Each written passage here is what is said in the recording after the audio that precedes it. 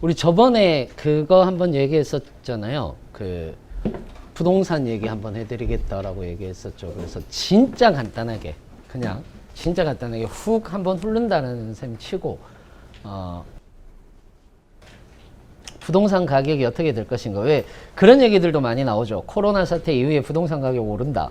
뭐 이런 얘기들도 많이 오르죠. 그러니까 이게 그거하고 닮아 있는 건데 뭐냐 하면 지금 현재 양적 완화를 하잖아요. 그러니까 양적 완화를 하다 보면 그 시중에 통화량이 많아지다 보니까 전체적인 자산의 가치 규모라든지 이런 것들이 올라가는 그런 경향은 있습니다. 그래서 부동산 가격이 올라갈 거다라고 이렇게 얘기를 하는데 현 정부가 그거를 가만히 놔두지는 않을 거예요. 대부분이 이제 부동산과 관련돼서 이야기를 하다 보면 어떤 얘기를 많이 하느냐 하면은 그런 얘기를 많이 합니다. 집값은 그러니까 정부는 시장을 결코 이길 수 없다. 이런 얘기들을 굉장히 많이 하거든요. 근데 꼭 그렇지는 않습니다. 꼭 그렇지는 않은 게 지금 이제 이런 얘기를 합니다. SH 쪽에서 서울 공공임대주택을 20%까지 늘리겠다라고 이렇게 얘기를 하는데 차별이 줄어들 것이다 라고 이렇게 이야기를 하는데 지금 현재 우리나라 현 정부에서는 쓰고 있는 대부분의 모든 정책들을 다 쓰고 있어요. 무슨 말이냐면 자 보세요. 원래는 이제 대출 규제라고 얘기를 하는 것이 있어요. 그러니까 이명박 박근혜 정권 때 있었던 대출 완화 정책이 있었죠. 그 대출 완화 정책이라고 얘기를 하는 것이 LTV하고 DTI를 완화하겠다라고 얘기를 한 거예요. 즉, 대출 규제의 반대편에 서 있는 것 중에 이거는 공부하고 갑시다. 대출 규제의 반대편에 서 있는 게 대출 완화인 건데 대출 완화라고 얘기를 했을 때는 이거를 자세히 봐야 돼요. 뭐를 봐야 되는 거냐면 자 보세요. 정부가 무엇을 생각하는지를 잘 봐야 되는 거예요. 우리가 이런 것들을 볼 때는.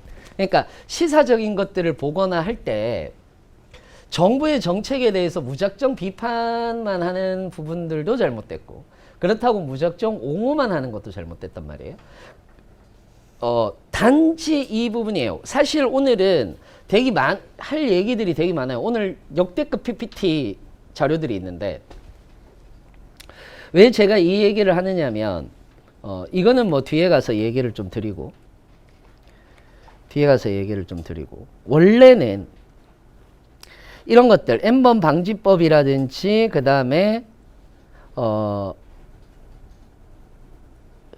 형제복지원 사건이라든지 그 다음에 노사정회의라든지 이 얘기들을 오늘 다 해야 될 건데 그래서 부동산은 아주 간단하게 이야기를 좀 드릴 거예요. 부동산을 아주 간단하게 얘기를 드릴 건데 자 보세요.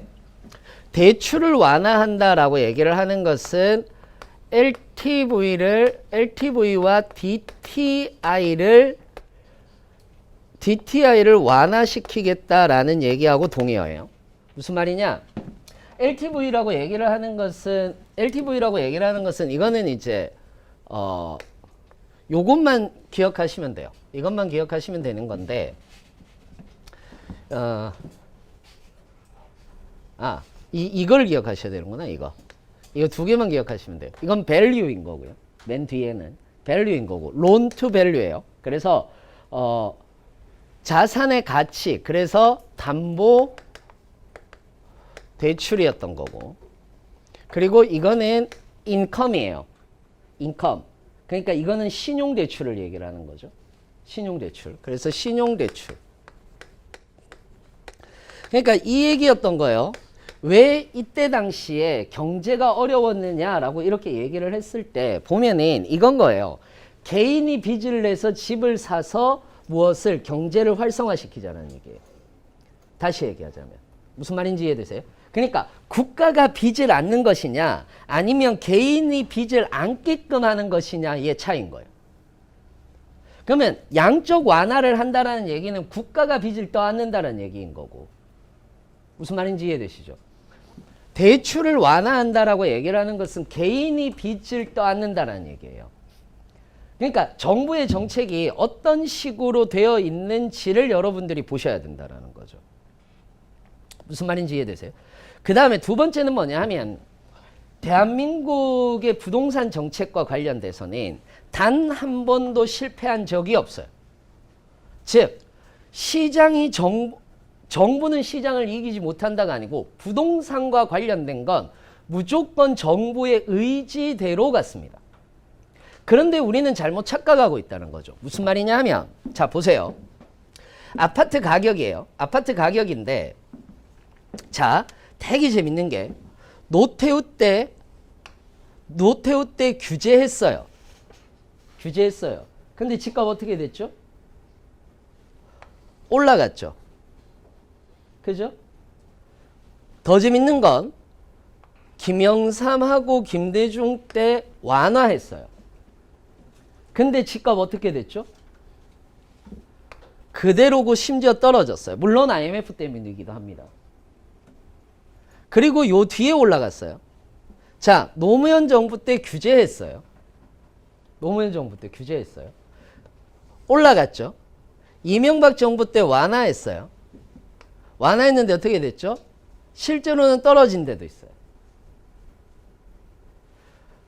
박근혜 정부 때 완화했죠. 그러면 올라가야 되는데 어떻게 됐습니까? 말기 가서 올라갔죠.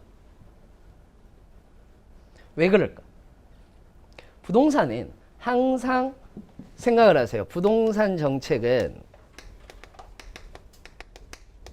항상 정책 시차라는 것이 존재를 안 할 수가 없습니다. 당연히 정책 시차라는 것이 존재를 해요. 왜일까? 자, 보세요. 첫 번째는 대출 규제와 대출 완화예요. 그 다음에 세금이에요. 양도세나 보유세를 완화하느냐 아니면 강화하느냐. 그 다음 세 번째는 아파트를 짓는 거예요. 공급량을 늘리는 거죠. 공급량을 증가 혹은 감소시키는 거예요. 무슨 말인지 이해되세요? 증가 혹은 감소시키는 거예요.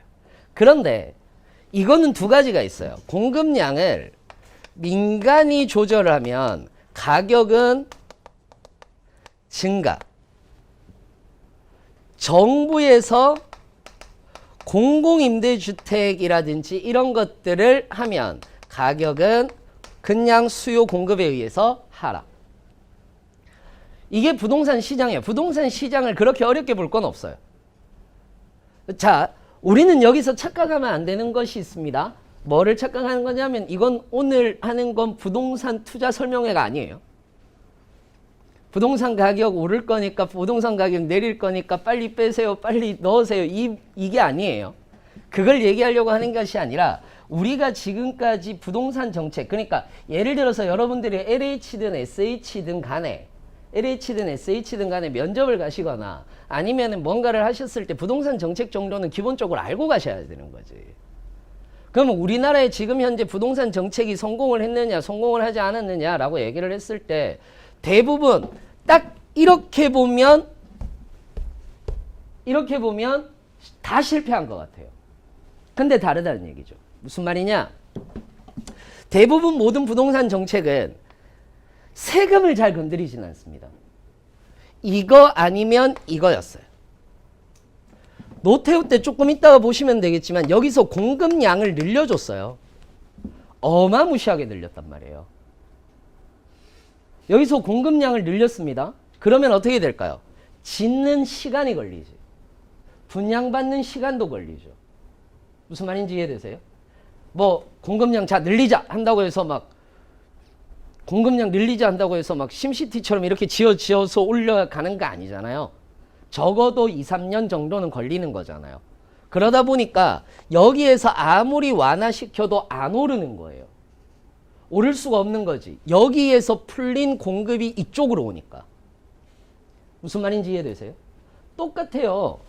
그러면 여기에서 완화를 시켰어요. 완화를 시켰다라고 얘기를 하는 것은 규제를 뭐 했다? 대출을 완화해서 빚을 내서 집을 산 사람들도 많았을 거고, 그 다음에 공급량도 민간이 늘렸을 거예요. 무슨 말인지 이해되세요? 그러면 부동산에 대한 투기가 계속해서 끊임없이 일어나고 있단 말이에요. 그러면 빚을 지고 있는데 이 빚을 지고 있는 걸 야 규제하니까 바로 갚아야지가 안 된다고. 무슨 말인지 이해되세요? 그러면 시장 상황에서는 계속해서 오를 수밖에 없는 거예요. 그럼 여기서 다시 규제를 했으니까 완화를 아무리 한다고 하더라도 어느 순간 꺾여 들어간다라는 거지. 무슨 말인지 이해되세요? 그리고 여기서 완화를 했으니까 여러분들 문재인 정권 초반에 아파트 가격 엄청나게 올라간 거 아시죠? 모르세요? 문재인 정권 초반에 아파트 가격 엄청 뛰었잖아요. 그래서 갭 투자니 무슨 투자니 막 이러면서 얘기가 나왔었단 말이에요. 그게 왜 그러냐? 이때 한 게 올라가는 거예요. 그리고 지금 3년 차잖아. 3년 차잖아. 그러면 4년 차쯤에 꺾여 들어가는 거야. 무슨 말인지 이해되세요? 4년 차쯤에 꺾여 들어간다고. 그러니까 결국은 뭐냐 하면 대부분의 모든 부동산은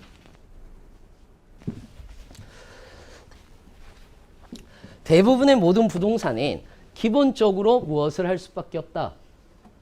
기본적으로 정책 시차가 있을 수밖에 없다라는 거예요. 이거 보면 정확하게 알아요. 박정희 때와 전두환 때는 굳이 집값이 오르는 걸 막을 이유가 없어요. 왜? 이때는 개발의 시대니까. 개발의 시대니까 굳이 집값이 오르는 걸 막을 이유가 없는 거죠. 그래서 실제로 1974년에 삼획도시안이라고 개발안을 발표합니다. 개발안을 발표하는데 이때 박정희 때 개발안을 발표해요. 그때가 언제냐면 강북, 영등포, 영동을 중심으로 해서 영동 쪽에는 금융, 그 다음에 강북 쪽에는 행정, 그 다음에 영등포 쪽에는 공업이었던 거예요. 이게 어그러집니다. 금융 쪽이 어그러지면서 어떤 쪽으로 가기 시작을 하느냐면 이때부터 야 그러면 저기 넘어서 강남을 개발하는 건 어떨까라고 이렇게 얘기를 하는 거예요.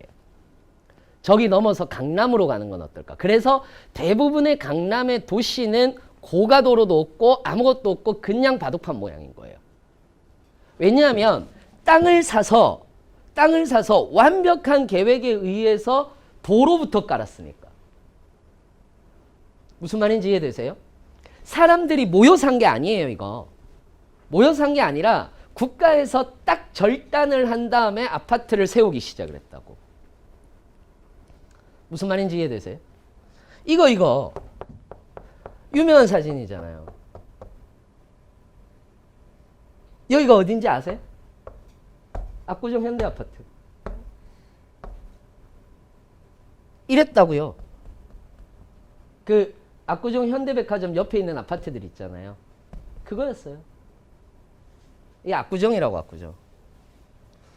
소 끌고 있었다고. 쟁기 들고. 그러니까 강남은 원래 시골이었던 거예요. 원래는. 그러다가 강남구 개발을 하니까 여기에 돈이 밀려드는 걸 굳이 막을 이유가 없는 거죠. 그게 언제 오르느냐? 그러니까 그게 언제 오르느냐? 노태우 때 오르는 거예요. 그리고 김영삼과 김대중 때는 오른 적이 없는 거지. 실제로 노태우 때 딱 보시면 아시죠.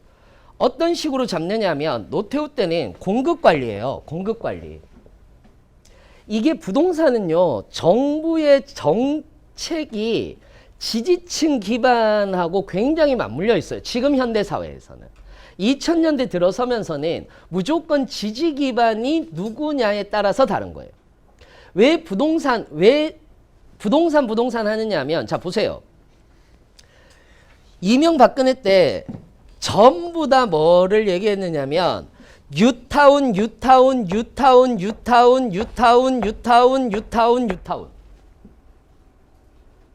다 뉴타운. 이때 당시에 서울 지역 의원들이 전부 다 보시면은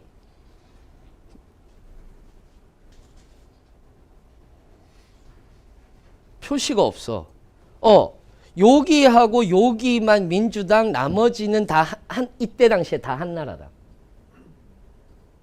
지지 기반이 누구냐라는 거지. 지지 기반. 다르죠? 무슨 말인지 이해되세요?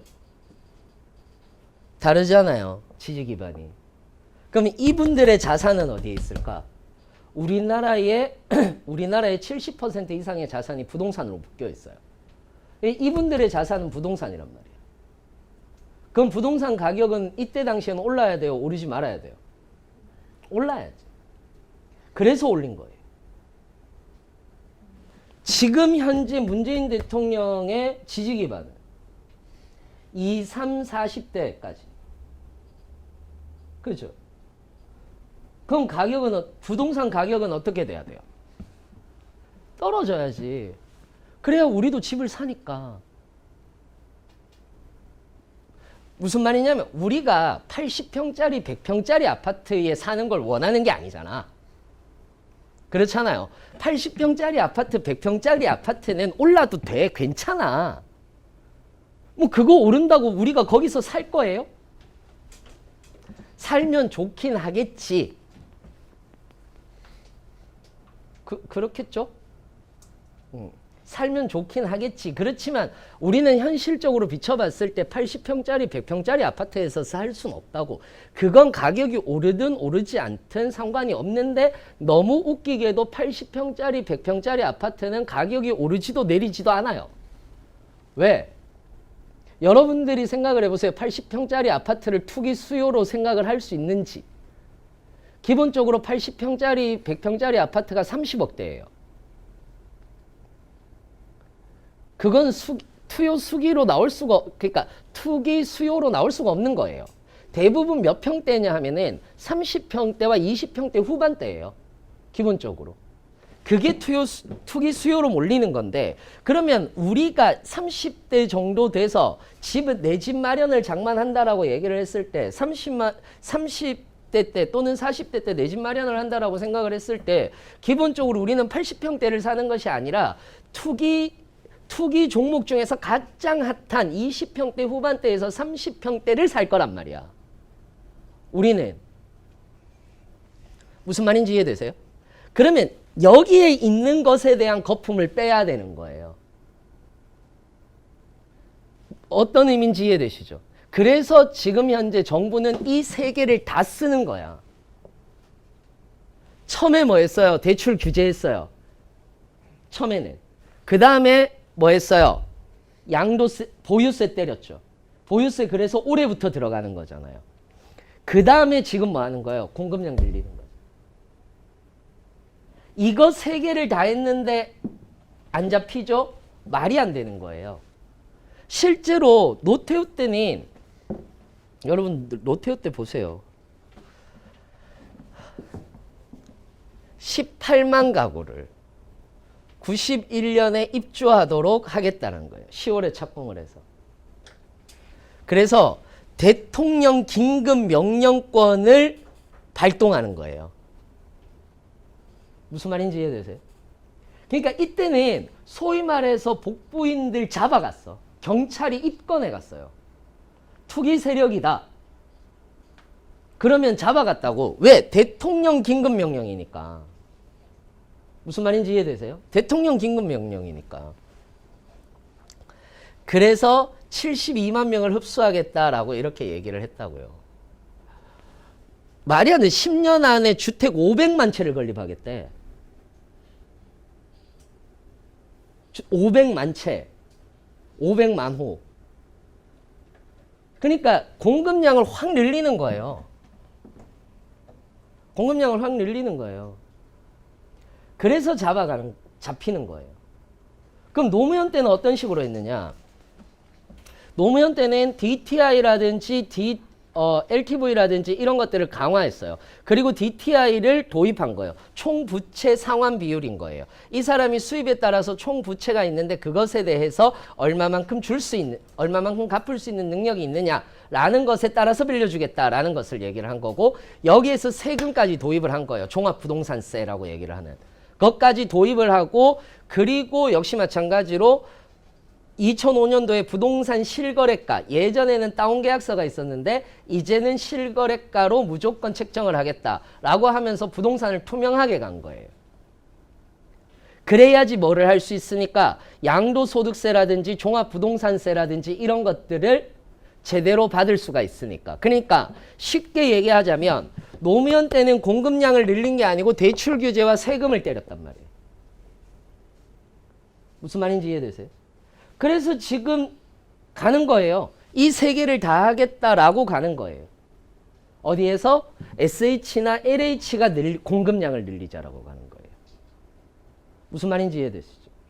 그러니까 앞으로 집값이 오를 것이다? 안 올라요. 현 정부는 집값이 오르는 걸 무조건 방지할 거예요. 그러니까 양적 완화 때문에 그렇다? 부동산은 다르게 봐야 된다는 거죠. 대부분의 부동산은 어떤 식으로 바라보느냐 하면 이거를 투기 목적으로 바라보는 사람은 이거를 하나의 매매하는 물건으로 봐요. 근데 부동산은 그렇지 않거든요. 성격 자체가. 어떤 사람은 살기 위해서 사기도 하고요.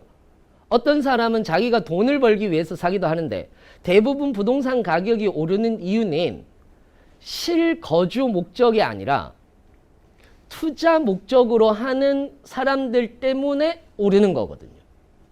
그 거품을 빼겠다는 얘기예요. 그러니까 이거예요. 대형 아파트가 올랐다. 상관이 없는 거예요. 그건. 아마도 분명히 그렇게 나올 거야. 대형 아파트는 오른다. 그건 상관이 없어요. 왜? 대형 아파트는 어차피 실거주가 목적인 경우들이 가장 많고 그리고 투기 목적으로 한다고 하더라도 사실상 거기에 대한 투기는 거의 없어요. 무슨 말인지 이해되시죠? 대부분 많은 투기를 하는 쪽이 어디냐면 소형 아파트와 중형 아파트예요. 많은 투기가 일어나는 곳이에요. 그걸 빼겠다는 거예요. 그걸 빼겠다는 거예요. 그래서 그런 부분들이 있기 때문에 현 정부에서는 부동산이 그렇게 오르지는 않을 거다 라고 이렇게 생각을 하셔도 됩니다. 그래서 다음 정권으로 바뀐다고 하더라도 가격은 떨어졌으면 떨어졌지 오르지는 않을 것이다. 물론 물가만큼 오르기는 해요.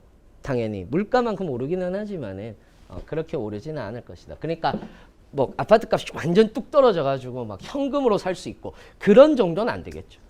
그런 정도는 안 되겠지만 어찌됐든 잡혀 나갈 것이다 라고 이렇게 생각을 해볼 수는 있다라는 겁니다. 그래서 부동산과 관련돼서는 제가 이렇게 간단하게 오늘 해야 될 것들이 너무 많아. 자, 그러면 이거에 대한 얘기를 합시다. N번방 방지법이 국회 법사위를 통과했습니다.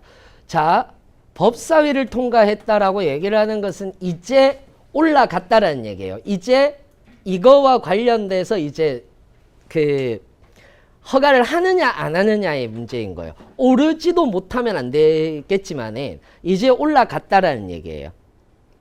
그래서 국회 N번방 방지법에 대한 얘기가 나오는데 이게 우리가 언뜻 보면 당연히 해야 되는 거 아니야?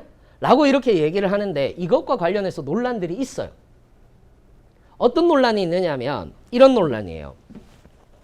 지금 현재 어떤 얘기를 하고 있는 거냐면 이런 얘기를 하거든.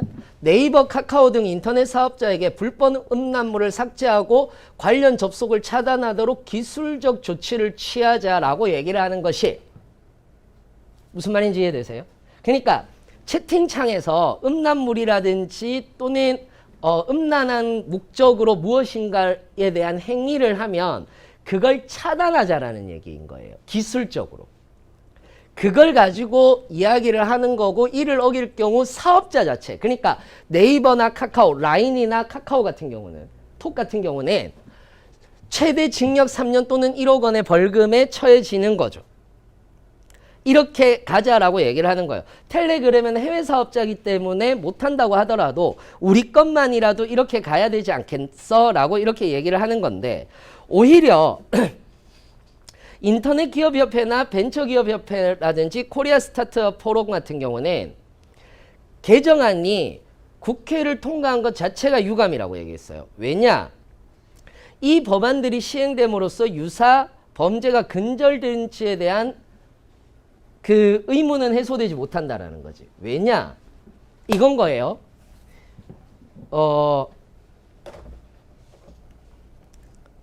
그것과 관련해서 만약에 이거를 우리가 일일이 들여다봐야 된다라는 거지. 무슨 말이냐 하면 유튜브에서 음란물이 올라갈 경우 또는 저작권이 있는 게 올라갈 경우에는 저작권 허락을 받지 않고 올릴 경우에는 대부분 자동으로 삭제 조치됩니다. 그죠? 자동으로 삭제 조치가 됩니다. 그런데 이거는 채팅방이란 말이에요. 채팅방이다 보니까 일일이 그러면 이걸 들여다봐야 되는 상황이 오는 거예요. 이러면 오히려 표현의 자유의 침해가 아닌가라고 얘기를 하는 경우들도 있다라는 겁니다. 실제로. 어떤 의미인지 이해되세요? 그 다음에 업계 쪽에서는 이런 얘기를 하는 거예요. 기준 모호에서 검열이 불가피하다라는 거예요. 만약에 니들이 하는 대로 하면 어떻게 되느냐면 일반 공개 정보만 대상으로 하면 안 되니? 근데 이건 개인 카톡방에서 일어나는 거고 개인방에서 일어나는 거다 보니까 기준 자체가 모호하니까 당연히 다 검열이 돼야 되는 대상인 거다. 이건 문제가 되지 않아? 라고 이렇게 얘기를 하는 거고 오히려 텔레그램 집행의 실효성은 오히려 업계 쪽에서는 국내 기업 역차별하는 거잖아. 너희들 텔레그램 건드리지도 못하는데 라고 이렇게 얘기를 하는 거예요. 이게 굉장히 재밌는 것 중에 하나가 뭐냐면 이건 거거든. 이건 거예요. 이 논란이에요. 이 논란. 표현의 자유에 대한 침해 또는 우리의 채팅방을 누가 감시하고 있다라고 이렇게 생각하면 기분이 좋아요, 안 좋아요? 그것도 안 좋죠. 그러니까 이건 역시 뭐냐 하면 빅브라더의 사회라는 거죠. 이런 걸로 들어가는 거 아니야 라는 이 논란들이 굉장히 많은 거예요. N번방과 관련돼서 물론 그런 사건은 당연히 없어져야 되고 너무 당연히 처벌받아야 되는 것이 당연하지만 지금 현재 N번방 그 법안 같은 경우는 사전에 뭐를 하자? 방지하자라는 거거든. 그러니까 왜냐하면 오히려 중요한 게 그거예요. 방지법이 훨씬 더 중요해요. 이게 일어나면 처벌을 한다라고 얘기를 하는 게 아니에요. 처벌을 강화하는 이유 중에 하나는 뭐예요? 당연히도 예방하기 위함이에요. 예를 들어서 지금도 현재 어떤 얘기가 나오느냐 하면은 그 어린이 보호구역에서 제한 속도 30 이렇게 얘기를 하는데 대부분 오너들이 불편하다라는 얘기들을 해요. 불편하다라는 얘기들을 해요. 그럼 이것도 사회적 논란이 될 수 있느냐? 아니요. 이건 사회적 논란이 될 수가 없지. 민식이법이라든지. 이게 왜 논란이 될 수 없느냐 하면 자 생각해 보세요. 그러면서 에이 진짜로 너희들이 달려봐 30km로 달리는 게 너무 천천히 달리는 거야 라고 하지만 아이들은 시속 30km로 달리는 건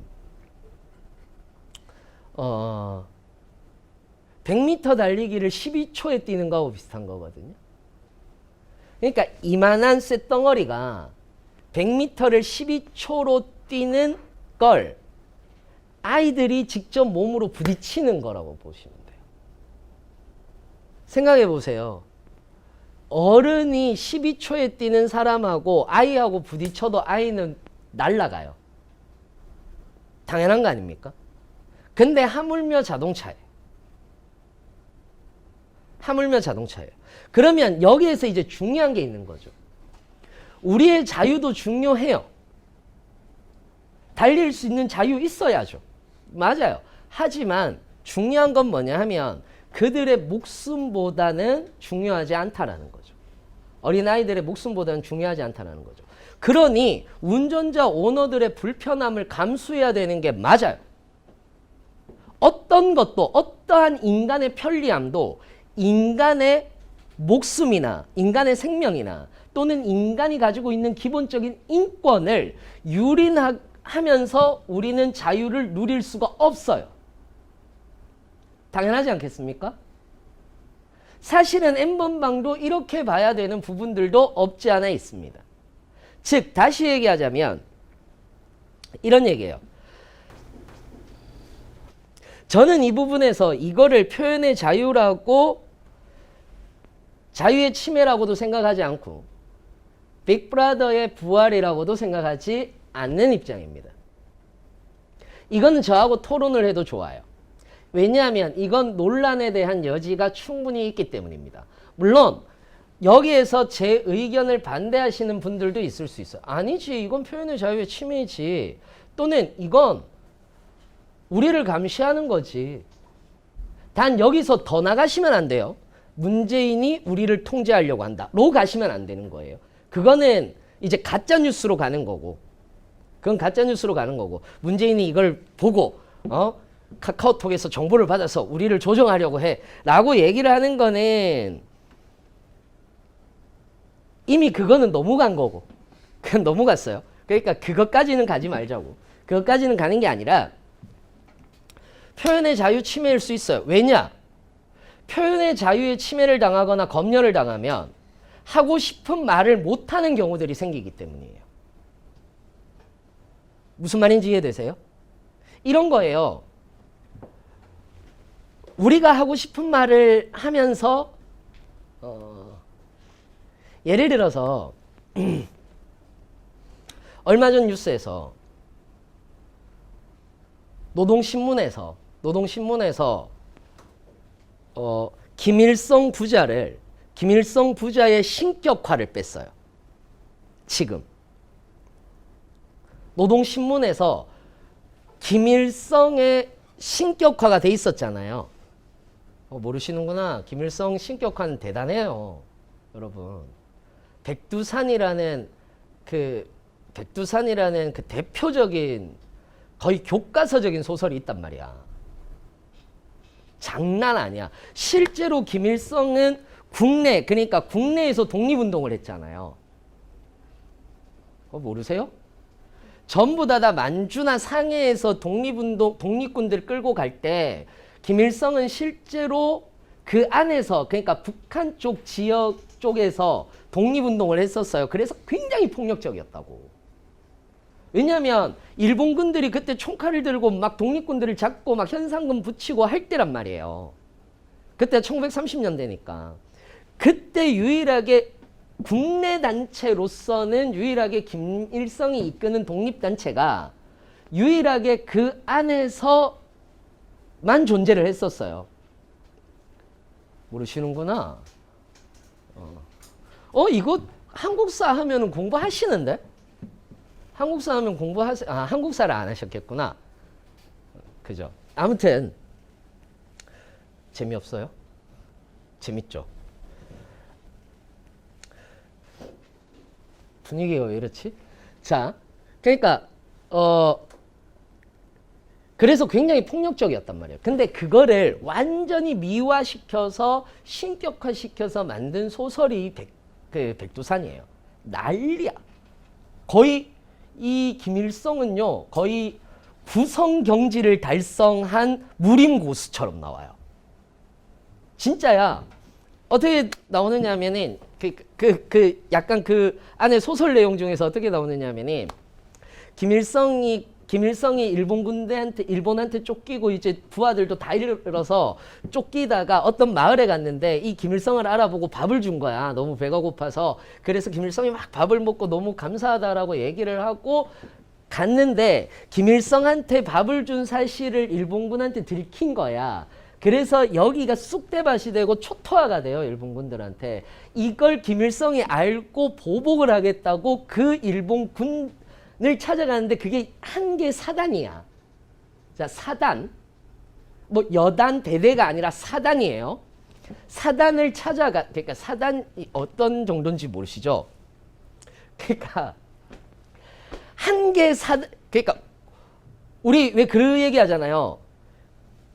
5.18 민주화 그 운동 때 공수 여단이 내려왔다고 그러잖아. 그러니까 여단이 여러 개가 모여 있으면 사단이 되는 거거든요. 사단이 되는 거예요. 공수 여대 하나가 와도 광주가 초토화되는데 사단급이야. 그 사단이 간 거예요. 항공모함급이라고 생각하면 돼. 쉽게 얘기하자면. 거기를 혈혈단신으로 쳐들어가요. 개박살을 내. 그러니까 그게 한 권이에요. 한 권. 개박살을 내는 장면이 한 권이야. 난 어떻게 읽었냐? 중국에서 읽었어. 중국에서 도서관에서 읽었는데 아무튼 그래서 개박살을 내. 그러면 일본군들한테 쫓길 거 아니야 또. 그냥 막 쫓기는데 두만강 쪽으로 쫓겨요. 압록강이 아니야. 두만강 쪽으로 쫓겨. 그래서 물이 깊으니까 버드나무를 따서, 버드나무 알죠? 잎을 따서 그걸 촉촉촉 하고 그 버드나무를 밟고 한 손에는 대포 6정과 한 손에는 소총 50정을 들고 그 강을 건넌 거예요. 버드나무를 밟고. 이건 경공술의 최고의 성지. 그러니까 그런 내용이 나와요. 이게. 근데 그거를 언제부터 읽게 하느냐면 유치원 때부터 읽게 하는 거야. 사진을 보면서. 무슨 말인지 이해되세요? 이게 세낸 거거든요. 이게 세낸 거거든. 그러니까 이게 여러분들 그거 아시죠? 우리나라가 처음에 남북 수교하면서 우리나라가 평양에서 공연 갔을 때 그때 아이돌들이 갔잖아. 그때 아이돌들이 이렇게 왜 그때 90년대 아이돌들은 카메라 보고 막 손가락질하고 이랬잖아요. 막 앞에 있는 사람들한테 손가락질하고 막 그러니까 손 막 가리치고 이렇게 했잖아. 그거 못하게 했어요. 그거 왜 못하게 했게? 얘들이 전부 다 여기에다가 뭐 달고 있어요? 김일성 초상하고 김정일 초상화 달고 있잖아. 그러니까 이거 손가락질하면 여기 우리 아버지한테 손가락질하는 거야. 뭔 말인지 이해되세요? 그래서 그러니까 그게 되게 재밌는 건데 여러분들이 잘 모르셔서 그러는데 왜 김일성 신화라고 하느냐면 그 소설을 바탕으로 해서 얘들이 김일성과 관련되어 있는 신화책을 만들어요. 그래서 북한 주민을 낳은 사람이 김일성이야. 그래서 김일성한테 아버지라 그래. 무슨 말인지 이해되세요? 그게 왜 백두산이냐면 백두산 분화구가 있잖아. 천지한테 가서 여기가 일본군 북한 쪽에 있는 주민들이 일본군한테 다 죽음을 당한 거야. 무슨 말인지 이해되세요? 그래서 천지신명한테 백두산에 올라가서 빌어요. 그래서 이제 김일성이 거기에 발을 담그니까 천지물에 발을 담그니까 천지물이 푸해지면서 거기에서 북한 주민들이 한 명씩 나오더라 이거야. 그래서 백두산이 나왔어. 김일성의 정기를 받고 그래서 아버지라고 하는 거야. 이건 당군 신화보다 더 막장이에요. 그렇지 않습니까? 근데 그걸 여러분들 어렸을 때부터 읽는다고 생각해봐. 그래서 신화가 되는 거예요. 무슨 말인지 이해되시죠? 근데 얘들도 현대 문명으로 발전을 하면서 어떻게 되느냐면 예를 들어서 아파트가 생기잖아. 그죠? 근데 원래 북한법은 김일성 동상이 있잖아요. 김일성 동상보다 김일성 동상을 위에서 보지 않는다예요. 무슨 말인지 이해되세요? 김일성 동상을 위에서 보지 않는다예요. 위에서 밑으로 보면 깔보는 거니까. 그래서 얘들도 모르는 고도 제한이 있었던 거야.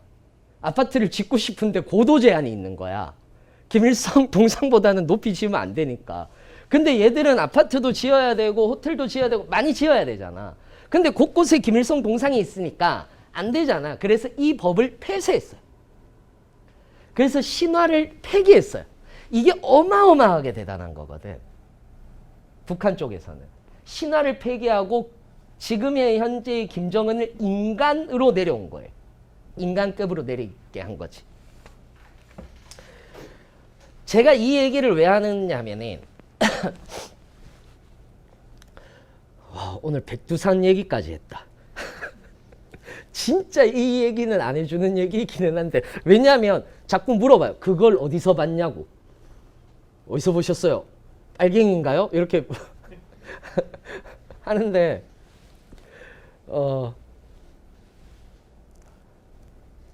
중국에서 봤어요. 중국에서. 나도 궁금하니까. 그러니까 그러잖아요. 북한이 신화가 됐는데 누가 봐도 김일성은 죽었고 신급이 될 수 없는데 누가 봐도. 근데 어떻게 이 사람들은 아버지라 그러지? 김일성 수령 아버지라고 그러잖아. 왜 아버지라 하지? 난 그게 너무 궁금했었어요. 그래서 찾아 물어 논문들 찾고 하다 보니까 그거 책 6권짜리인데 그거 읽으려고 중국 갔어요. 그거 국내 반입은 안 되니까. 국내 반입은 안 되거든요. 그래서 그거 읽으려고 중국을 갔어요.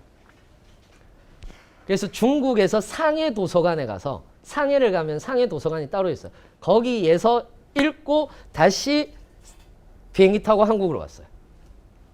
또라이 같죠. 갔으면 맛있는 거 먹고 오지. 예전에는 그런 열정이 좀 많이 있었는데 어찌됐건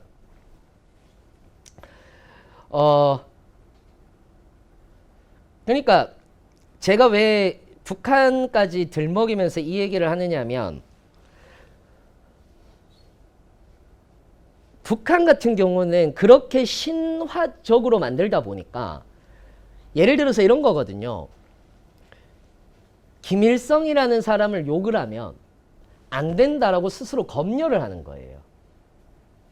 무슨 말인지 이해되세요? 검열을 하고 있는 거예요. 즉, 표현의 자유의 침해를 받으면 검열 대상이 돼요. 스스로 자기 검열을 하게 돼요. 그래서 표현의 자유를 침해한다라고 얘기를 하기도 한다라는 겁니다.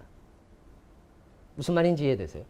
예를 들어서 이런 경우 있잖아요. 우리의 불문율, 부모님 욕하지 말기, 이런 거 있잖아요. 그죠? 이게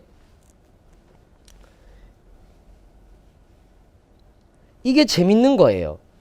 뭐냐? 예를 들어 봅시다. 예를 들어서 극한, 그럼 보통 이거를 철학적으로 사유할 때는 항상 극한 사례를 들어줘야 돼요.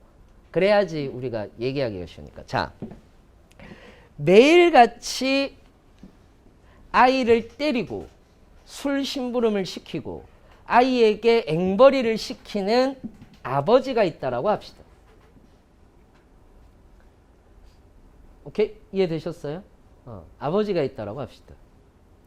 그렇다면 이 아이는 아버지를 한 대 때리고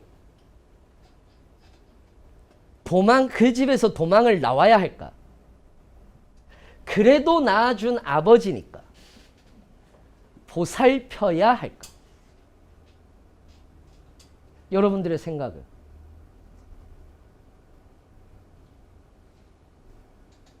후자 쪽은 거의 없겠죠.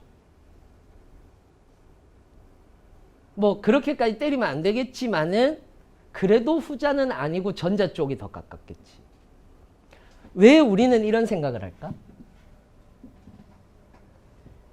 우리가 불문율로 가지고 있는 효도, 부모님을 존중하는 마음 보다 아이의 인권이 유린된다라는 사실이 우리에겐 훨씬 더 충격적이기 때문에.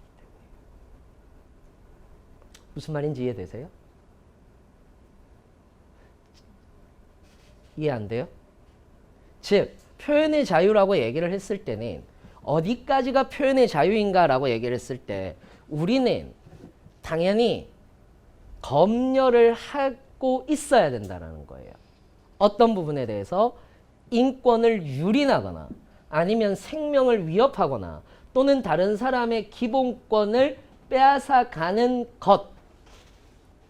것은 너무나 당연히 우리 스스로 검열을 해야 되는 부분이기도 하다라는 거죠. 무슨 말인지 이해되세요? 그건 너무 당연하게 검열 대상이에요. 이걸 국가의 차원에서 보면, 국가의 차원에서 표현의 자유를 얘기를 할 때 표현의 자유는 국가적 차원에서는 뭐를 보장해 주는 것? 정치적 참여를 보장해 주고 사적 이익을 요구할 수 있는 것. 나의 사적 이익을 국가로부터 요구할 수 있는 것 정도. 두 번째, 시민사회의 공론장에서 공론을 형성하는 것. 이건 잘못됐지 않았습니까? 이건 잘 되지 않았습니까? 라는 공론을 형성할 수 있는 것. 그 다음에 국가공직자에 대한 견제 기능을 수행하기 위해서 표현의 자유라는 것이 존재하는 거예요. 우리는 잘못 알고 있으면 안 돼요. 표현의 자유는 그냥 야, 내 입 뚫려서 내가 내 마음대로 얘기하는데 가 표현의 자유가 아니에요. 표현의 자유라고 얘기를 하는 건 반드시 이론이 존재해요. 그 철학적 토대가 있어요. 그 토대가 뭐냐면 국가에서는 정치적 참여, 나도 정치로 참여를 할 수가 있고 그리고 내 사적 이익을 보장받지 못하고 훼손당하면 거기에 대해서 얘기를 할 수가 있다는 거예요. 시민사회에서는 자아 표현을 통해서 정신적 자유를 실현시킬 수가 있는 거예요. 내가 이야기를 함으로써 만족감을 얻을 수도 있다는 거죠. 두 번째는 다양한 의견을 접하면서 개인의 자아를 형성할 수도 있어요. 그래서 다양한 목소리가 나와야 된다는 거죠. 자신과 다름을 수용하면서 관용을 내면화시킬 수 있어요. 이거예요. 관용을 내면화. 이게 시민사회로 성숙하기 위해서 필요한 표현의 자유인 거예요. 입 뚫렸다고 막 얘기하는 게 표현의 자유가 아니라는 거지. 무슨 말인지 이해되세요? 어디까지 허용해야 될 것인가? 너무 간단한 얘기예요. 너무 간단한 얘기예요. 다름을 인정할 수만 있는 정도까지인 거예요. 무슨 말인지 이해되세요? 다름을 인정할 수 있는 정도까지만 허용하는 거예요. 예를 들어서 누군가 나와가지고 김일성 욕을 하고 있어요. 괜찮죠. 문재인 욕을 해요. 괜찮아요. 그것까지는 허용이 된다니까? 왜? 문재인 대통령의 기본권을 훼손하는 행위가 아니잖아. 그렇잖아요. 무슨 말인지 이해되세요? 그 행위가 아닌 거예요. 예를 들어 입에 담기도 싫지만 소위 말해서 저는 그걸 폭식투쟁이라고도 하고 싶지 않아요. 투쟁이라는 말을 어디다 갖다 그러니까 예를 들어서 세월호 분들 앞에서 세월호 분들이 단식 투쟁할 때 진상조사를 하라고 단식 투쟁할 때 단식 투쟁이라고 하는 건 목숨 걸고 하는 짓이란 말이에요. 자기의 의견을 관철시키기 위해서 내 목숨을 거는 행위인 거예요. 나의 기본권을 포기하고서라도. 그 앞에서 소위 말해서 폭식 투쟁이라고 해서 극우단체들이 와서 막 먹는 거를 계속 먹고 있는다라는 그 행위는 표현의 자유가 아니에요. 그건. 왜냐하면 그건 다름을 인정하는 게 아니라 누군가를 비하하고 비방하는 행위를 하는 거예요. 쉽게 얘기하자면. 생각해 보세요. 여러분들한테 누가 대뜸 오더니 욕을 했어요. 그러면서 이런 얘기를 해요. 표현의 자유야. 그럼 여러분들도 때리면서 표현의 자유야가 될 수 있는 거예요. 이건 폭력을 낳는 거죠. 그것까지 표현의 자유라고 얘기를 할 수는 없다라는 겁니다.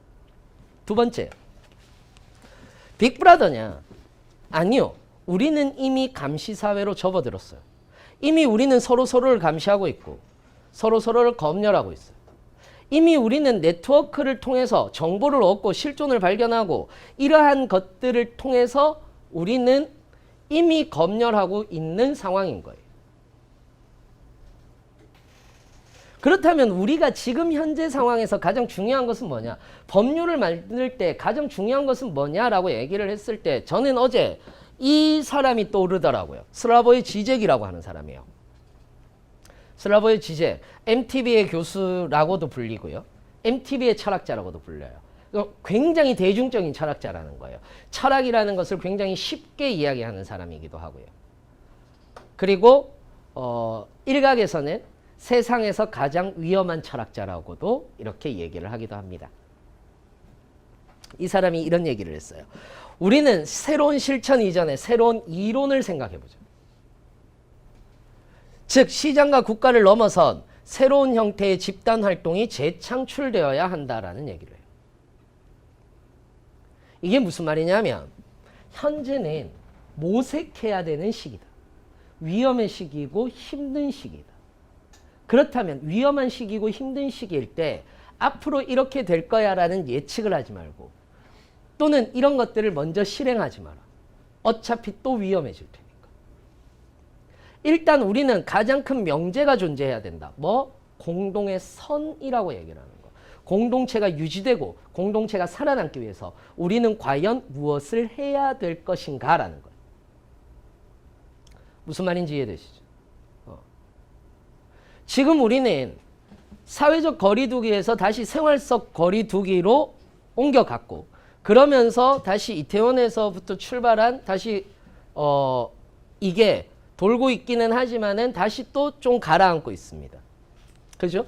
그러면서 우리는 지금 현재도 마스크를 쓰고 있고 그리고 생활 속 거리두기를 어느 정도 하고 있죠. 자, 이건 우리의 개인의 신체적 자유를 훼손하는 일이고 개인의 신체적 자유를 훼손당하는 일이기도 합니다. 왜냐하면 제한당하니까. 그렇잖아요. 제한당하니까. 나 여기 가고 싶은데 못 가는 거잖아. 그리고 나는 얘하고 같이 이렇게 가까이 있고 싶은데 못 있는 거고. 우리는 그런 부분에 있어서 불편함이 있고 불편함을 기꺼이 감수하면서도 우리는 지금 현재 여러분들은 마스크를 쓰고 계십니다. 심지어 KF94를 쓰고 계시는 분들도 많죠. KF94를 쓰면 생각보다 활동하기 불편합니다. 안 힘드세요? KF94 쓰면 숨쉬기 생각보다 불편합니다.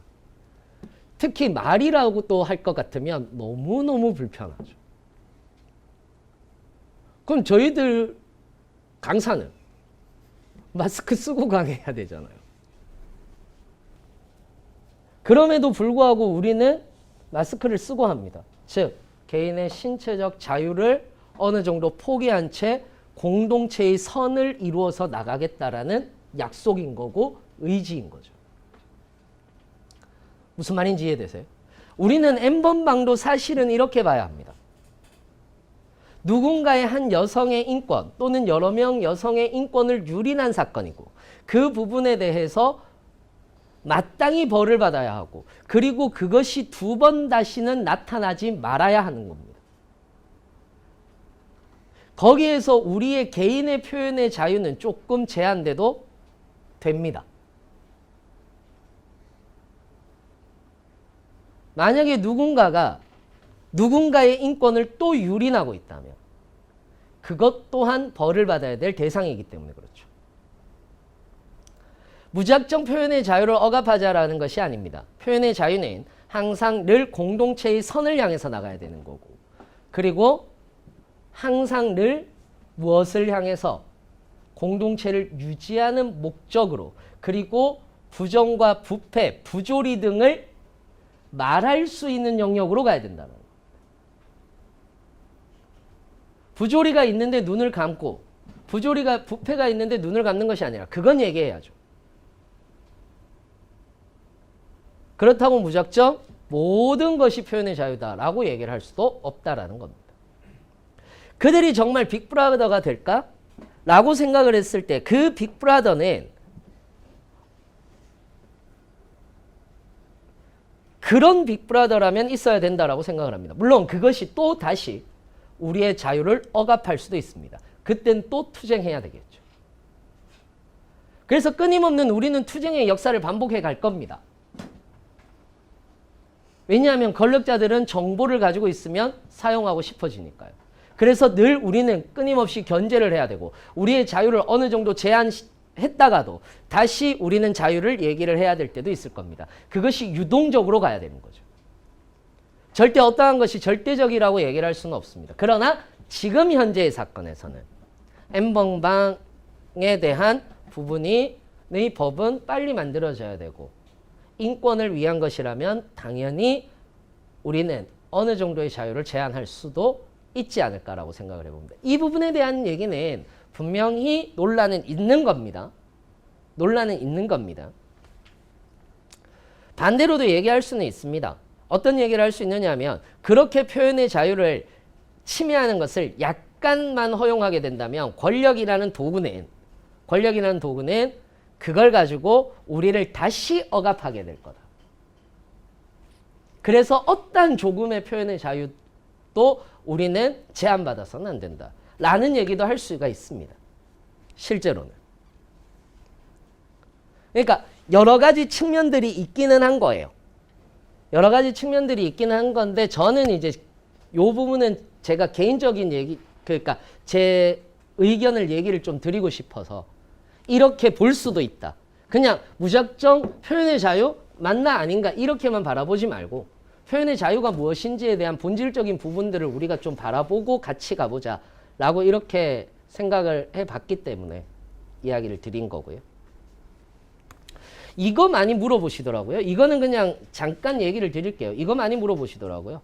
문 대통령이 이제 이번에 이제 21대 국회 들어서면서 이것도 좀 밝혀달라고 이렇게 얘기를 한 게 형제복지원 사건입니다. 형제복지원 사건에 대해서 항상 미안했다. 진실 꼭 밝혀지길 이렇게 얘기를 했는데 이게 진실이 다 밝혀지지 않았습니다. 왜냐하면 누가 수뇌부인지 모르기 때문입니다. 분명히 이걸 행한 사람은 있는데 시킨 사람이 아무도 없습니다.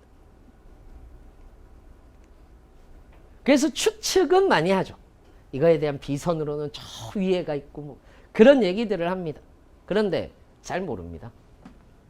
그래서 아직까지 완전히 밝혀진 사건은 아닌 것이 바로 형제복지원 사건입니다. 이건 2013년, 2014년, 2015년까지만 하더라도 굉장히 많이 떠들썩했던 사건이었고 그리고 우리는 2014년, 5년 되면서 다시 잊혀졌다가 지금 현재 다시 한 번 더 불거지게 되는 사건 중에 하나입니다. 잘 모르시죠 이거? 저한테 많이 물어보시더라고요. 야 형제복지원 사건이 뭐야? 형제복지원 사건이 뭐야? 그래서 제가 내가 강의를 해줄 순 없으니 그냥 인터넷으로 찾아봐라 이렇게 얘기를 하고 말았는데 그냥 개요만 얘기를 드리고 이건 넘어갈 거예요. 이게 뭐였었느냐 하면은 부산에 형제 육아원이라는 것을 설립합니다. 형제 육아원이라는 것을 설립하는데 대부분 이제 여기에 수용되어 있는 애들은 원래는 이제 고아들 이런 애들이 이제 수용을 됐었다가 실제로 1969년부터 뭐가 일어나느냐면 그 불황인 그 말이 웃긴데 불황인 소탕 운동이 일어납니다.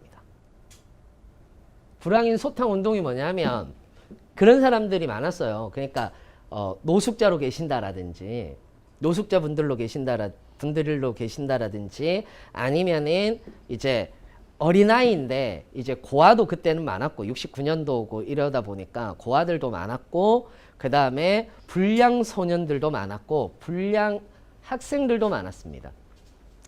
그걸 소탕한다라는 목적이었던 거예요. 무슨 말인지 이해되시죠? 그걸 소탕한다라는 목적이었던 거예요. 그래서 그냥 길 가는 애들을 납치하다시피 끌고 들어와서 수용을 시킨 겁니다.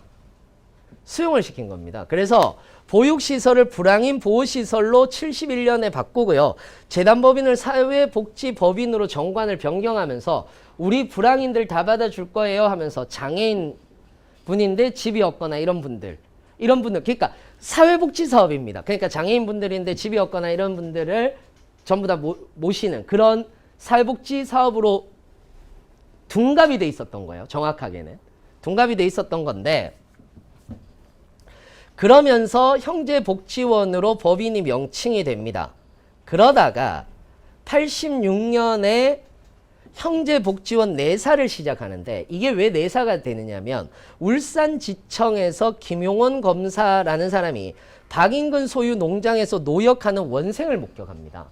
무슨 말이냐 하면은 아이들을 데려다가 그 주변의 인근의 노역장에 노역을 시켜서 돈을 벌어오게 하는 거예요.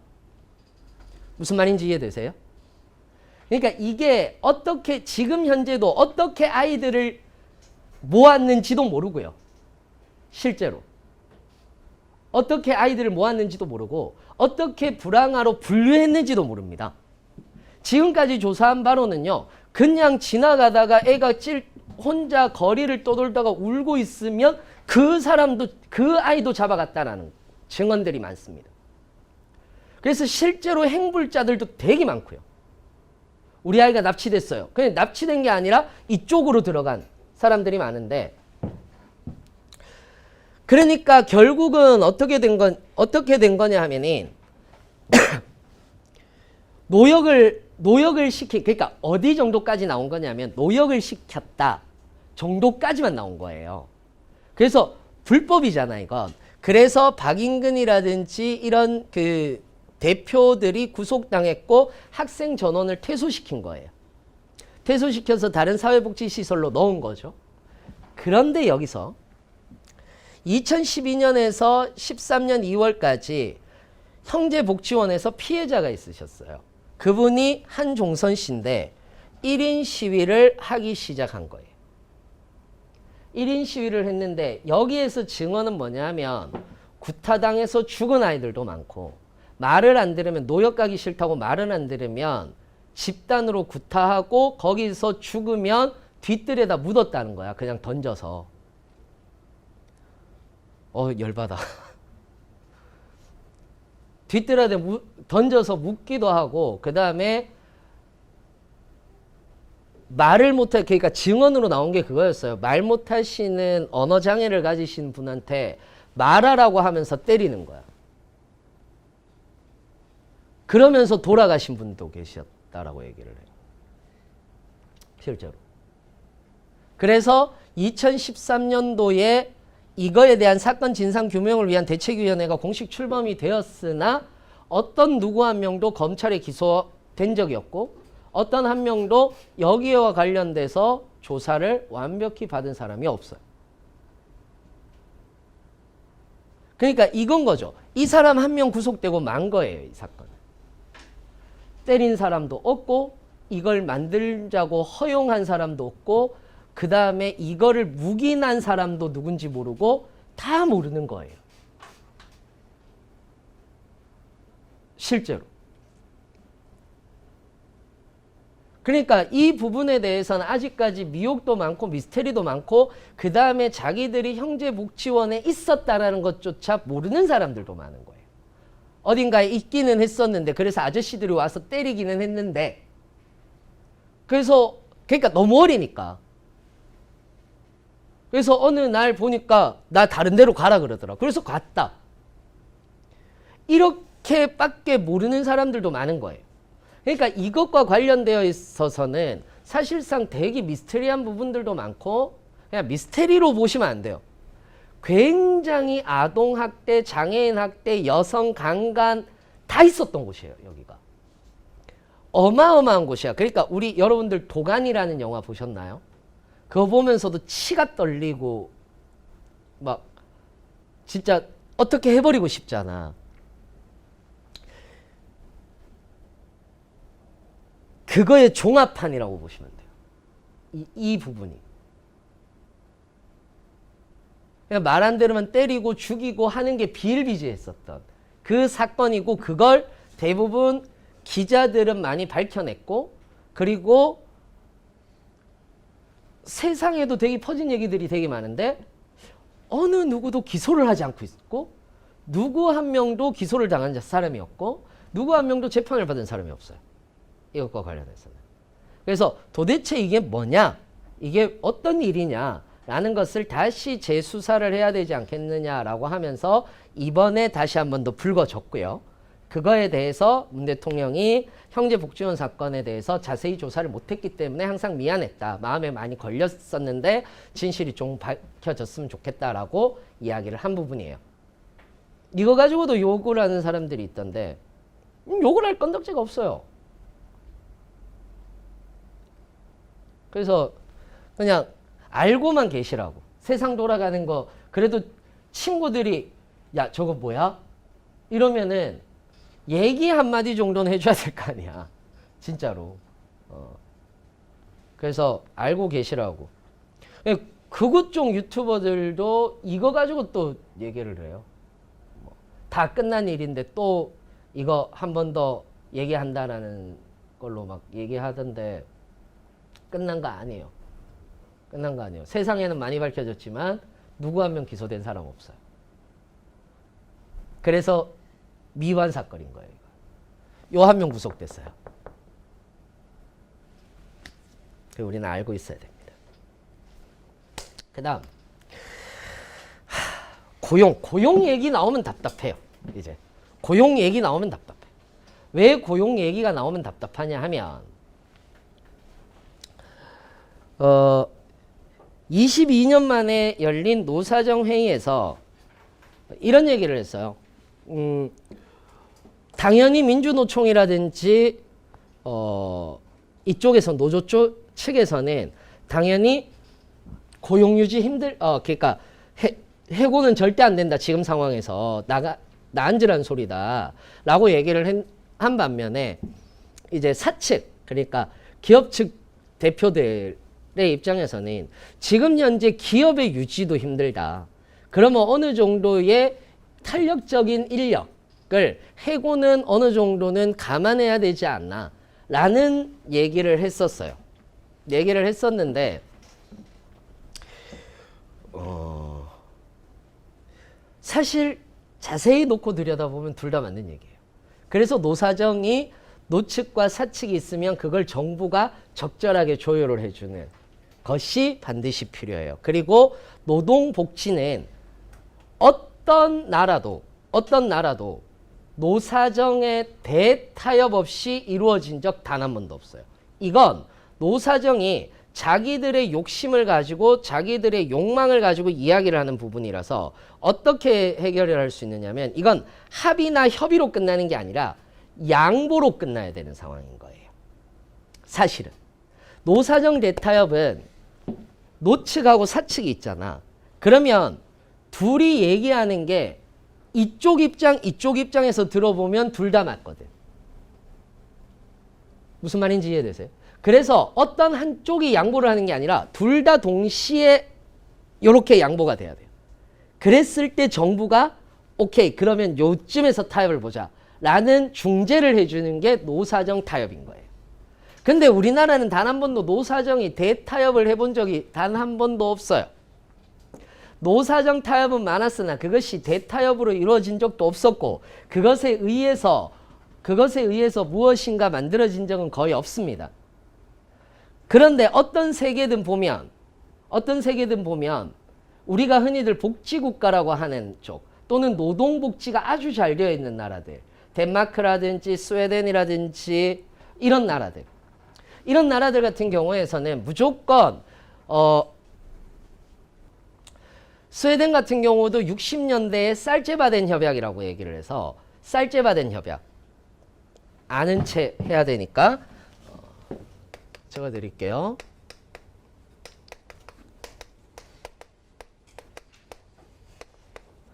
이건 그냥 아는 채 하시라고 적어드리는 거예요. 쌀제바덴 협약이라고 얘기를 해서 여기에서 이게 이제 60년대인데 1960년대인데 이 1960년대에 쌀제바덴 협약이라고 해서 이때 비그 포르시라고 하는 사람이 등장합니다.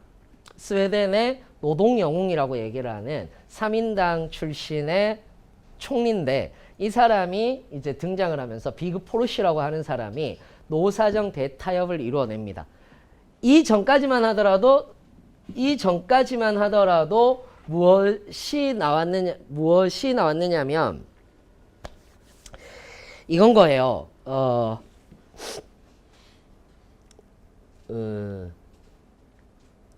노동운동들이 진짜 많았어요. 데모들도 되게 많았고 스트라이크도 되게 많았고 엄청 많았었어요. 엄청 많았었고 심지어는 기업 측도 막 해고하고 문 닫고 이런 것들도 되게 많았었어요. 그러니까 서로 노측과 사측은 너무 당연히 협의가 안 돼요. 사실은. 협의가 되겠냐고. 안 되지. 왜냐하면 이쪽은 내 운영을 생각하면 나 적게 일을 할 수 있는 사람이 필요해. 라는 거고, 노측의 입장에서는 자르면 가만 안 둔다. 이건 거니까. 타협이 될 수가 없어요. 실제로 쌀제비화된 협약에서 가장 크게 타협한 게 동일노동, 동일임금, 동일업종인 거예요. 스웨덴입니다.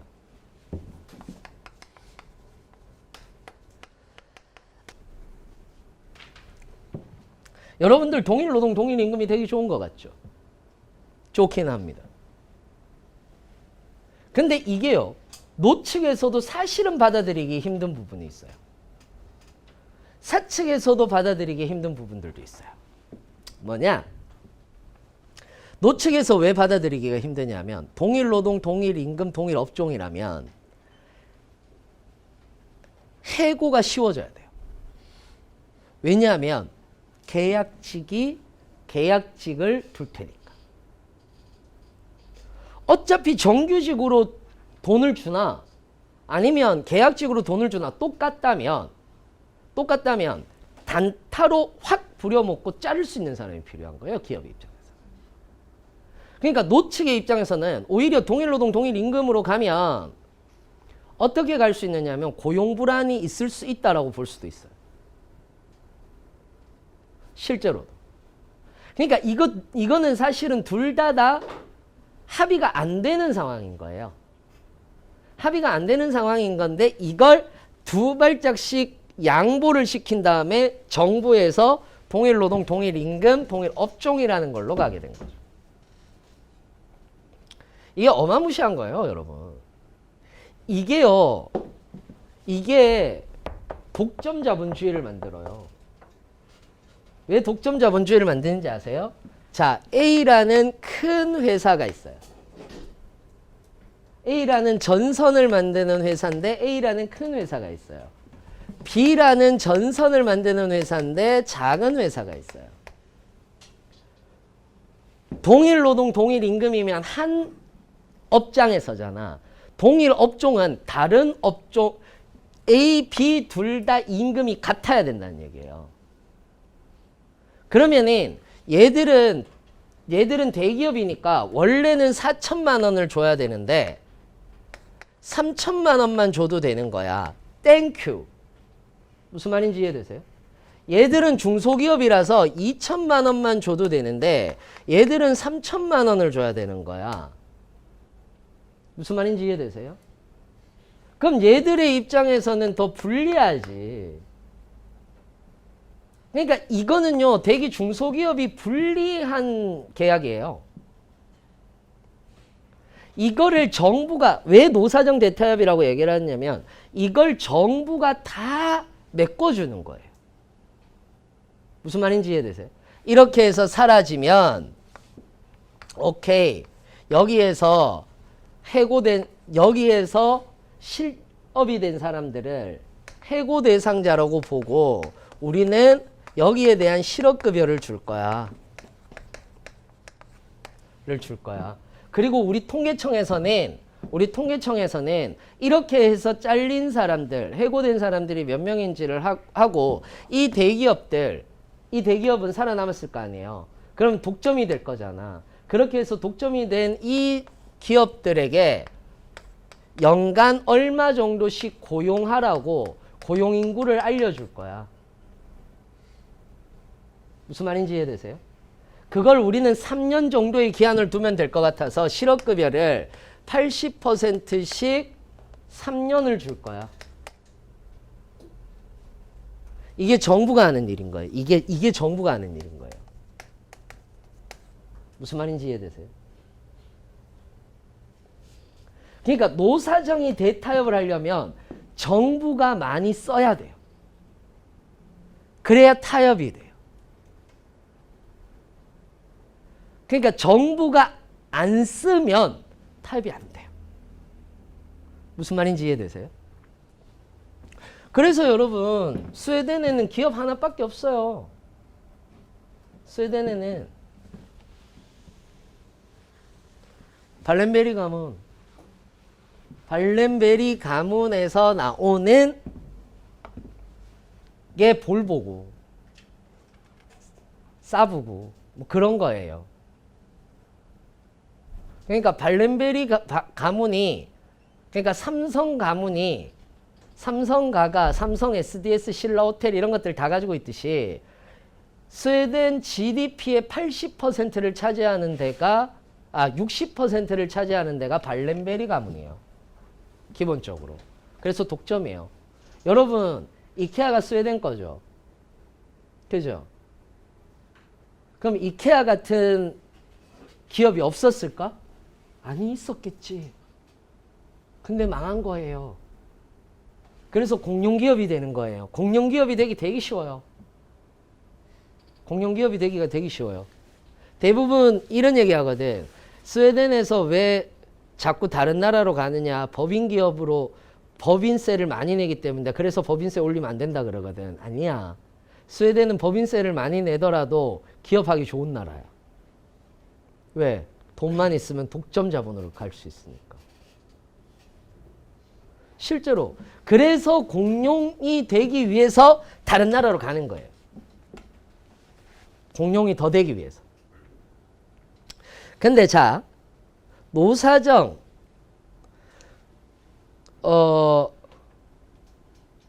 대타협이 필요한 건 고용 대란이 있기 때문이다.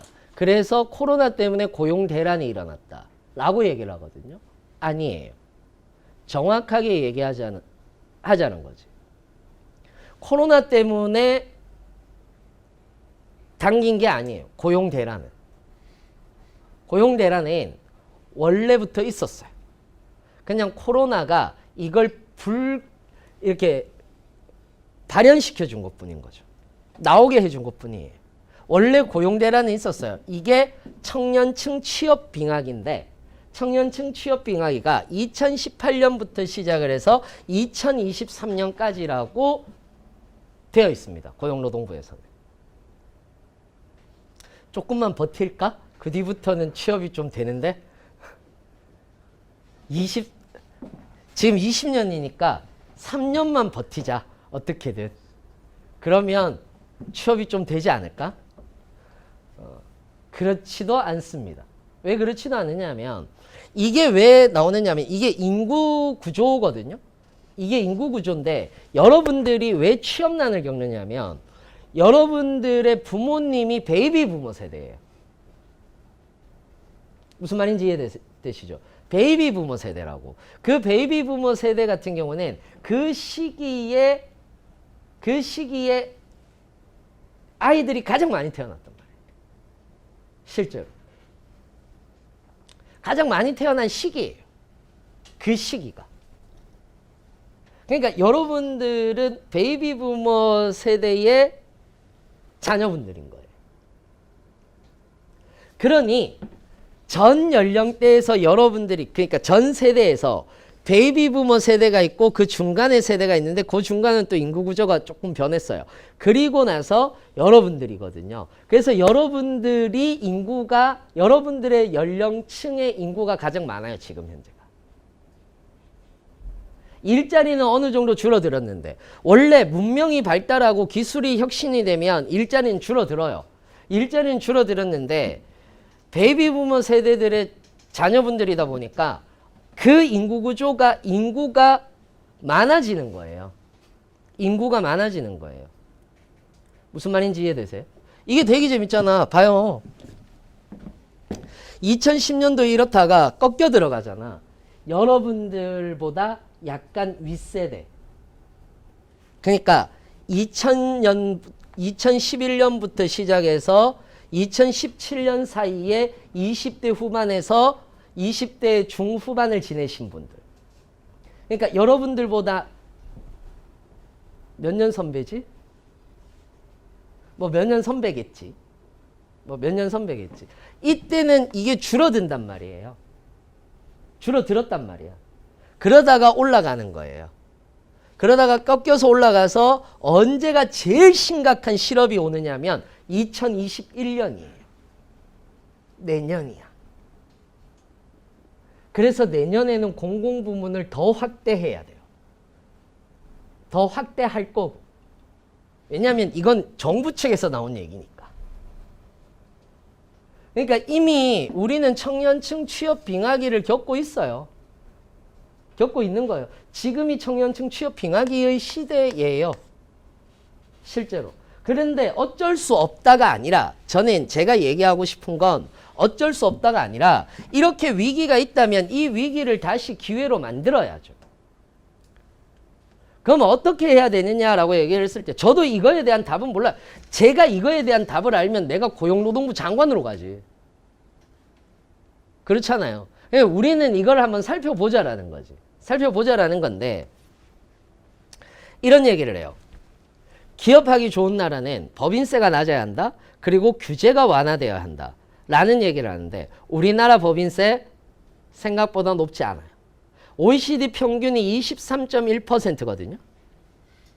OECD 평균이 23.1%예요. 법인세가. 우리나라가 22%예요. 높지 않은 나라예요. 우리나라가. 우리나라보다 낮은 데가 20%, 17%인 영국, 싱가포르, 대만, 독일 정도가 있고 오히려 미국은 35%예요. 오히려 미국은 35%예요. 법인세. 장난 아닌 나라야. 장난 아닌 나라야. 기업하기 제일 별로 안 좋은 나라예요. 그런데 OECD에서 이걸 발표했거든. 기업하기 가장 좋은 나라 1위가 어디냐? 덴마크. 2위가 뉴질랜드, 노르웨이, 아일랜드, 스웨덴, 핀란드, 캐나다, 싱가포르, 네덜란드. 오히려 우리나라나 미국은 22위와 33위로 기업하기 좋은 나라에서 밀려나 있어요. 왜 그럴까? 우리는 대부분 여기가 전부 다 북유럽 국가이자 복지국가라고 알고 있는 나라들이잖아요. 그죠? 복지국가라고 알고 있는 나라들인데 복지국가면 우리 잘못 알고 있어요. 복지국가면 기업하기 안 좋은 나라라야 되지 않나?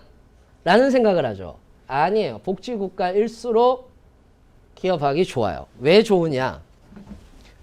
보세요. 이게 황금의 삼각형이라고 하는 거예요. 자, 노동의 유연성, 그러니까 노동시장 유연성이에요. 노동시장 유연성은 말이 유연성이지 다른 말로 얘기하자면 잘 고용되고 잘 잘린다는 얘기예요. 유동적이다라고 얘기하는 건 당연한 거예요. 그냥 우리가 말로 못할 뿐이야. 이게 좀 뭐라 그렇지? 금기어처럼 돼 있잖아. 그냥 노동시장 유연성 이렇게 얘기를 하면은 잘 못 알아들어요. 근데 누가 나와서 이렇게 얘기해요. 국회의원이 나와서 우리는 잘 잘리고 잘 고용될 수 있는 나라로 만들어야 됩니다. 라고 얘기를 해. 그 사람 뽑아주겠어요? 잘 고용이 되고 잘 잘리는 그런 나라가 좋은 나라입니다. 아니야. 우리는 아니라고 생각하죠. 아니야. 그런 나라가 괜찮은 거예요. 오히려. 그걸 유식한 말로 노동 유연성이라고 하는 거예요.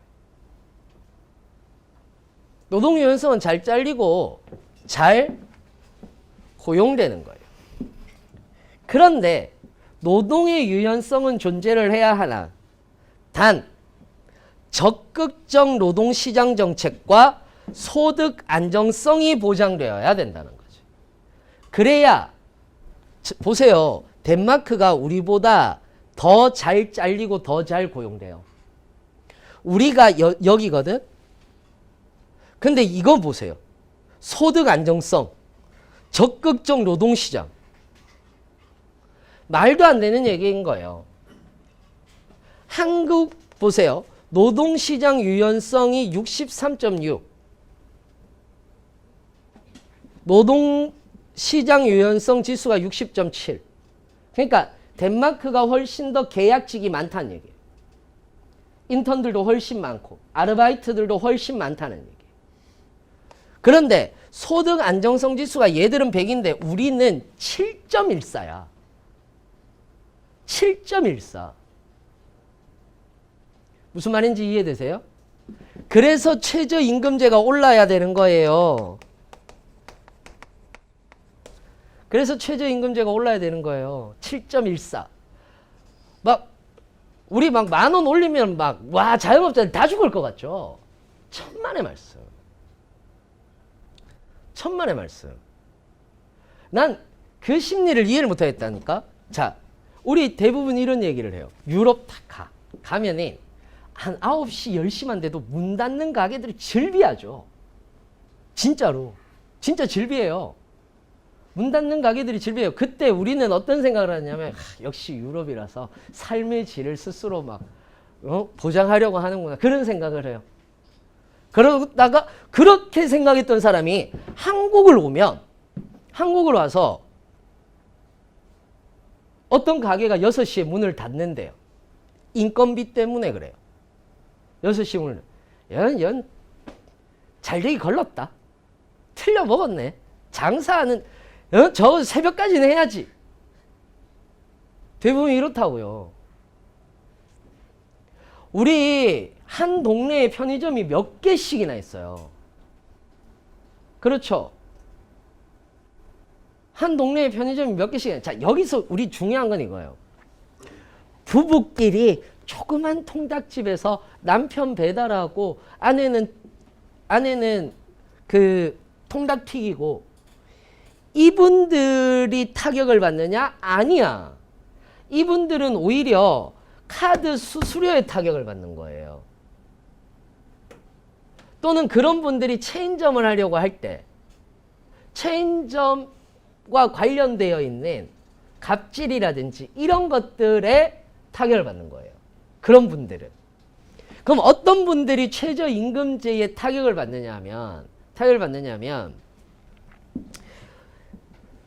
소중형 점포를 가져서 혼자서 굴러가기 힘든 매장. 무슨 말인지 이해되세요? 예를 들어서 테이블도 한 6개, 7개 있고 한 10개 정도 있고 근데 사장은 나 한 명이고 주방 아줌마 한 명 있고 그러면 이걸 모두 다 서빙을 내가 다 혼자 할 수 없으니 그때는 뭐 한 명 아르바이트를 붙여야 되는 거예요. 무슨 말인지 이해되세요? 편의점도 똑같아요. 예를 들어서 편의점은 24시간, 누가 24시간이래? 편의점이 24시간 된 건 일본 때문이에요. 우리나라 때문, 그러니까 편의점은 누가 24시간이래? 세븐일레븐이 왜 나왔는지 아세요? 세븐일레븐이 편의점의 시초거든? 세븐일레븐이 왜 나왔는지 아세요? 7시에 문 열어서 11시에 닫는다고 세븐일레븐이에요. 모르셨죠? 7시에 문을 열어서 11시에 닫을 겁니다 라고 얘기를 해서 세븐일레븐이에요. 다른 게 세븐일레븐이 아니라. 왜 그랬느냐 하면 출근하는 사람들이 뭘 살 데가 없는 거야. 노동자들이 뭘 살 데가 없는 거야. 왜? 얘들도 8시, 9시까지 출근이니까. 근데 대부분의 가게들도 자기들도 9시에 출근하는 거야.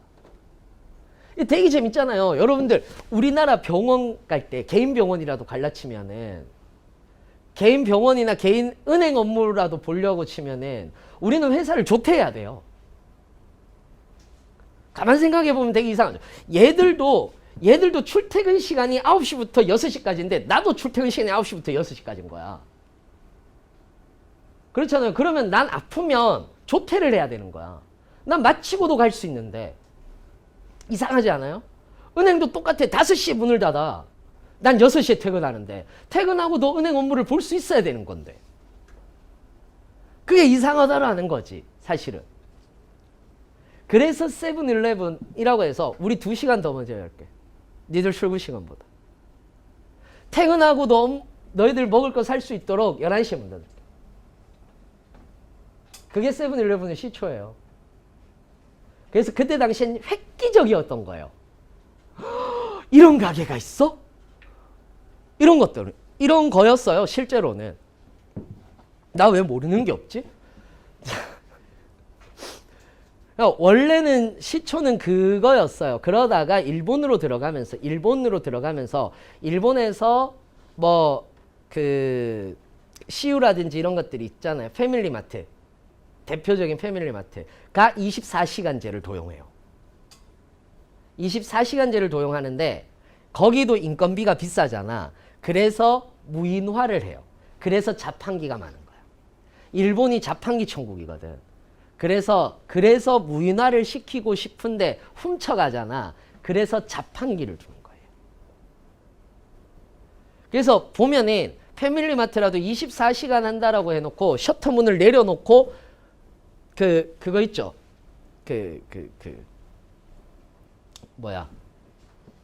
자판기 있죠. 자판기를 그 셔터 앞에 이렇게 내놔요.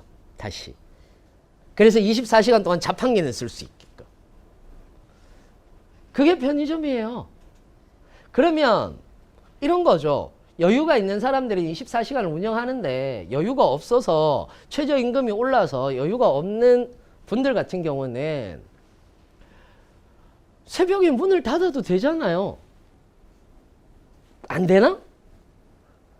우리는 12시까지만 할게요. 동네에서는. 12시 이후에 와봐야 뭐 한두 명 오고 뭐 두세 명 오니까.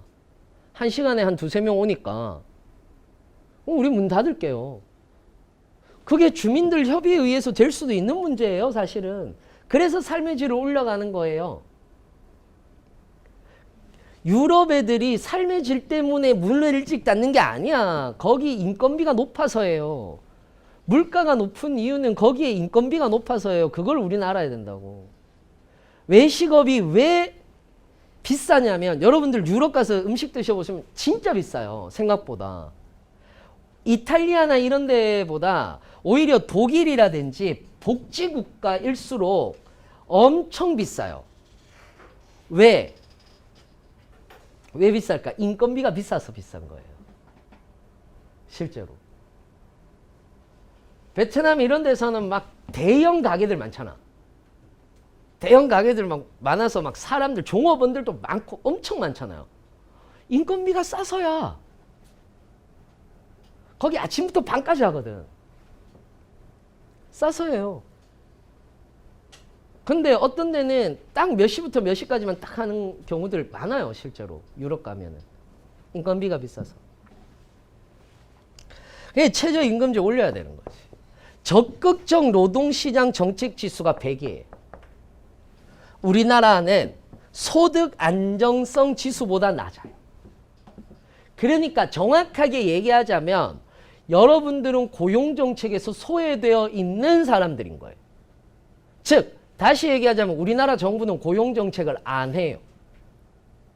안 하는 거예요. 그런 생각 안 들어요? 다른 건 막 건드리는데 왜 고용 부문은 안 건드리지? 늘린대요. 그게 다잖아. 적극적 개입해야지. 자, 막말로 NCS 만들었다고 칩시다. 그럼 여기에서 문제점 없을까요? 있지. 제가 가장 큰 문제로 꼽는 거. 시험이 다 다른 거. 적어도 지역 인재 채용을 한다면 그 지역에는 시험이 같아야지. 아니면 에너지 발전이든 사회복지든 그렇게 그룹별로 묶었으면 그 그룹별로라도 시험은 똑같아야지. 다 달라. 어이, 죄송해요. 내가 맨날 설명회를 하면서 맨날 내가 이걸 분석하다 보니까 나도 화가 나. 이거는 적극적 노동정책 시장이라. 공공부문 늘린데 오케이 알겠어. 근데 우리가 갈 수 있는 데는 그 25,600명을 뽑는 가운데서 몇 명 안에 들어가는 거냐면 2,000명, 3,000명 안에 들어가서 우리는 싸워야 되는 거예요. 25,600명을 다 낼 수 있는 게 아니란 말이야. 막말로 지금 현재 서부 뜨고 서부 떴잖아. 그리고 가스공 떴죠. 가스공 떴어요. 한전 떴어요. 여기서 사무직이 갈 수 있는 데는 한전이야. 가스공하고 서부는 시험이 달라. 둘 중에 하나만 선택해야지. 여긴 단일 보고 여기는 상경 법정 통합 보니까 다르잖아요. 이걸 통일해야지. 이게 통일이 돼야지. 그래야 우리는 서부도 보고 가스도 보고 한전도 보지. 물론 이렇게 얘기를 하면 기업 입장에서는 우리 회사를 들어오고 싶은 사람을 원하는 거다. 그러니까 각자 자율에 따라서 우리가 원하는 인재를 뽑기 위해서 하는 부분들이 있기 때문에 우리는 차별화를 두는 거다라고 얘기하면 할 말은 없어요. 할 말은 없어요. 하지만 정부의 정책이 고용시장을 늘리는 거고 고용 추계를 늘리는 거라면 이 부분에 대해서 적극적 개입은 필요하다라는 거예요. 두 번째는 적극적 노동시장이라고 해서 당연히 실업급여 올라가야 되는 거고요. 당연히 실업의 범위도 넓어져야 되는 거예요. 무슨 말인지 이해되세요? 계약이 이게 해석 문제예요. 계약이 끝나면 실업자로 들어가느냐 안 들어가느냐에서 유엔에서 정한 대로 국제법상 정한 대로라면 실업자에 안 들어가요. 계약이 끝난 거는. 잘린 게 아니라서. 무슨 말인지 이해되세요? 잘린 게 아니라서 실업자로 안 들어가요. 그럼 계약이 끝난 거면 실업자로 들어가야죠. 왜? 계약 연장이 안 된 거잖아요. 그럼 잘린 거죠. 그럼 그건 실업으로 봐야죠. 노동 얘기하니까. 그래서 실업급여가 올라가야 돼요. 비정규직 채용요? 많아질 필요 있어요. 보실래요? 덴마크와 한국에서 비정규직 비중이 덴마크가 36%고요. 한국이 31%예요. 한국이 적어요, 비정규직이. 비정규직이 이쪽이 많다고요. 실업급여 수혜율 보세요. 얘들이 75%고 우리는 21.4%예요. 소득 대체율이 65% 대 28%라고. 여기서부터 딱 차이가 나기 시작하는 거예요. 가입률 우리나라 51%, 얘들 83%. 정부의 노동시장 개입에 따른 지출 규모 보세요. 다르잖아요. GDP 대비 얘들은 GDP 대비 1.74%를 고용정책에 쓰고 있고 우리는 GDP 대비 0.17을 고용정책에 쓰고 있어요. 그래서 노사정 대타협이 안 되는 거예요.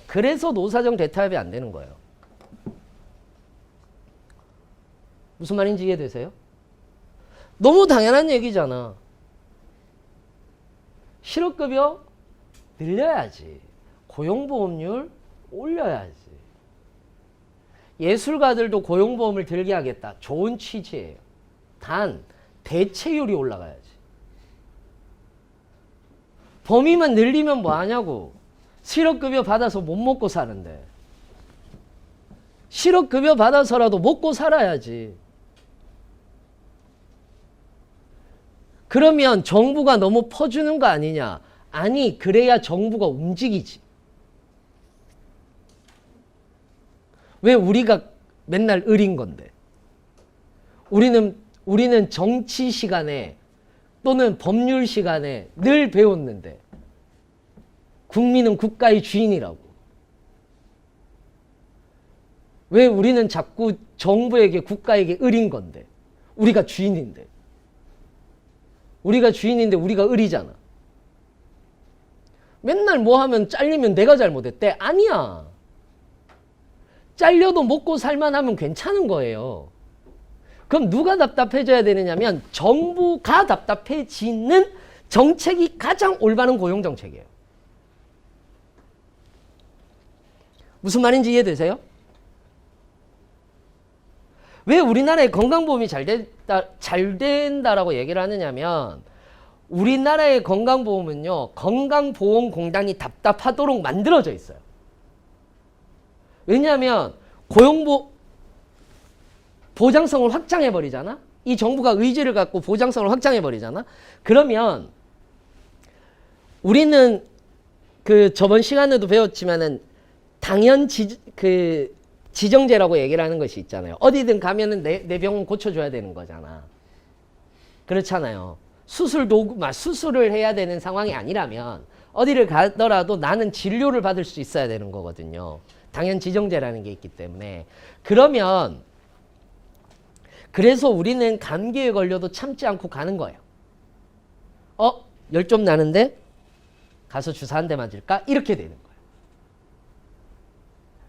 우린 독감 시즌이 오면 예방접종 거의 20대 분들은 아니지만은 이제 제 나이 정도가 되면 대부분 이제 특히 저 같은 경우는 강의를 하는 경우고 대중을 많이 만나다 보니까 제가 독감에 걸리면 안 되잖아요. 그렇잖아요. 제가 독감에 걸리면 안 되고 제가 감기에 걸리면 안 되잖아요. 그러니까 전 같은 경우는 독감 예방주사라든지 이런 예방주사를 맞는단 말이야. 실제로. 그런 나라가 어딨어? 그러면은 건강보험공단의 입장에서는 보장성을 강화해보면 돈이 엄청 나가는 거예요. 무슨 말인지 이해되시죠? 그러면 돈이 많이 나가면 돼, 안 돼? 안 되잖아. 그래서 예방사업 하는 거예요. 그래서 예방사업을 하는 거예요. 무슨 말인지 이해되세요? 이런 거야. 이 사람이 담배를 피는데 폐암으로 만약에 돌아가시게 된다면 치료비부터 병원비로 들어가는 한 사람에게 들어가는 돈보다 이 사람을 금연을 시킨다면 뒤에 가서 폐암에 혹시나 걸린다고 하더라도 그게 더 뒤로 딜레이 될 수는 있잖아. 그렇잖아요. 그러니까 금연 사업 하는 거예요. 그러니까 건강보조 사업 하는 거예요. 그래서 건강사업을 하는 거야. 그래서 예방정책을 펼치는 거예요. 자꾸. 거기에 돈을 더 투자하는 이유는 예방을 해야 건강보험료가 덜 나가니까. 그래서 그 정책이 잘 돼 있다라고 얘기하는 거예요. 똑같아요. 고용도. 누가 답답해야 되느냐면 고용노동부가 답답해야 돼요. 나 취업 안 해? 제발 좀. 이게 정상인 거예요. 무슨 말인지 이해되세요? 아니 생각해봐. 노는 게 좋아? 일하는 게 좋아? 여러분들 뭐가 좋아요? 왜 일하는 게 좋다고?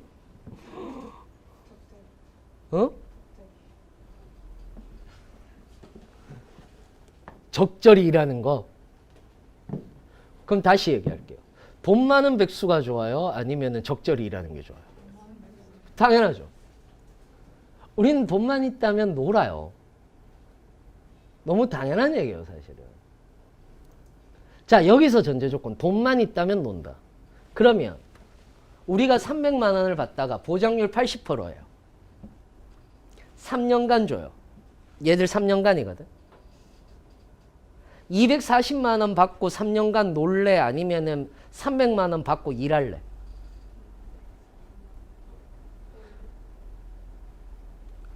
저라면 240만 원 받고 놀겠어요. 3년간. 너무 당연한 얘기잖아. 그러면 이 사회의 백수가 얼마나 많아질까? 이런 거예요. 얘들은 1년을 일해도 계약직으로 1년을 일하고 잘리잖아. 그러니까 계약이 종료되잖아. 그래도 3년간 80%를 줘요. 계약직이라고 돈을 적게 주는 게 아니라 얘들도 동일노동 동일임금이라서 정규직하고 똑같은 돈이 나와요. 얘들의 평균 월급이 얼마 정도 되느냐면 360에서 400만 원 정도거든. 그러니까 계약직 1년을 할 때도 한 달에 400만 원 정도를 받는 거예요. 오케이? 무슨 말인지 이해되세요? 그러면 1년 열심히 일하고 400만 원 받잖아. 그러면 320만 원 받을 수 있잖아. 잘리면. 그럼 320만 원 받으면서 노는 게 낫지 않아? 그러면 답답해지는 건 누구냐면 정부가 답답해지는 거예요. 얘 놀면 안 되는데 얘 320만 원씩 줘야 되는데? 무슨 말인지 이해되세요? 그래서 전담 공무원, 그러니까 취업을 위한 전담 공무원이 존재해요. 헤드헌터처럼. 무슨 말인지 이해되세요? 그래서 대부분 덴마크에 취업하는 애들은 자소서가 뭔지도 몰라요. 레주메가 뭔지 몰라요. 왜? 레주메를 걔들이 써요, 공무원들이. 이 사람의 이력을 해서 인터뷰를 해요. 그래서 이 사람 뭐 잘하고 뭐 어떤 능력을 가지고 있고 이걸 자기소개서 레주메를 공무원이 작성을 해서 기업들한테 돌려요. 단 얘는 노는 사람은 320만 원을 받으려면, 그러니까 80%를 받으려면 일주일에 2번 정도씩을 고용노동부에서 하는 뭐 우리 일자리 센터 같은 것들 있잖아요. 거기에 와서 등록하고 30분 정도를 면담해야 돼요. 일주일에 2번. 무슨 말인지 이해되세요? 그거 안 하면 실업급여가 안 나가요. 나 같으면 가요. 2번 뭐 30분인데 뭐 가서 얘기하고. 주로 그 대화 내용이 그거예요. 여기에 냈는데 가볼래? 저랑은 안 맞는 것 같아요. 뭐 하는 회사예요? 이런 회사야. 내가 면접 잡아놨으니까 가볼래? 그날 저 약속 있어요. 그래서 페널티가 있어요. 오케이. 이번은 그래 면접을 취소해 주는데 다음 면접하면 너 실업급여 안 나갈 수도 있어. 이게 페널티예요. 무슨 말인지 이해되세요? 그럼에도 불구하고 3년을 꽉 채워. 거의 3년을 꽉 채워요. 그러니까 사실은 노는 사람들이 더 많아요. 원래. 근데 이게 재밌죠. 경제가 안 좋아질까? 아니요. 그 사람들은 돈을 써요. 안 쓰고 살아갈 순 없잖아. 돈을 써요. 뭐 그걸로 뭐 부귀영화를 누리겠어. 뭘 하겠어요. 돈을 쓴단 말이에요. 그러면서 자기의 자기개발 비용으로 굉장히 많이 써요. 그러니까 우리 그런 거 있잖아. 꿈이 뭐예요? 라고 얘기를 했을 때 사실 우리는 꿈 없이 살기도 하잖아요. 그렇지 않아요? 근데 우리는 그런 생각도 하죠. 내가 좋아하는 것을 하면서 살아가고 싶다. 그죠? 내가 좋아하는 것을 하면서 살아가려면 금전적인 부분으로부터 벗어나 있어야 돼요. 또는 그 능력을 키우거나 혹은 내가 좋아하는 걸 모르고 살아가요. 그럼 그것도 경험이고 찾아야 돼요. 그럴 때 비용도 필요한 거예요. 그러니까 그럴 때 비용도 필요해요. 당연히 필요해요. 그 비용을 국가가 주는 거예요. 그래서 행복지수가 높게 나오는 거고. 그러니까 정부의 적극적인 대응이 없이는 고용정책 힘들어요. 그냥 늘린다고 해서 되는 문제가 아니에요. 이거보다 훨씬 더 적극적이지 않으면 힘들어진다. 그래서 오히려 우리는 생각을 조금 다르게 가져야 돼요. 복지국가일수록 기업하기 좋은 나라일 수 있다. 법인세의 문제가 아니다. 내리고 안 내리고의 문제가 아니라.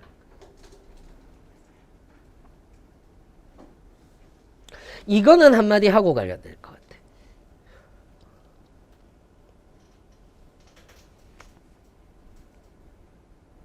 코로나로 소득 불평등에 대한 빈부격차 심화됐다. 뭐 이런 얘기가 나오는데 그것도 맞는 말이기는 한데 요것만 얘기를 하고 끝내려고.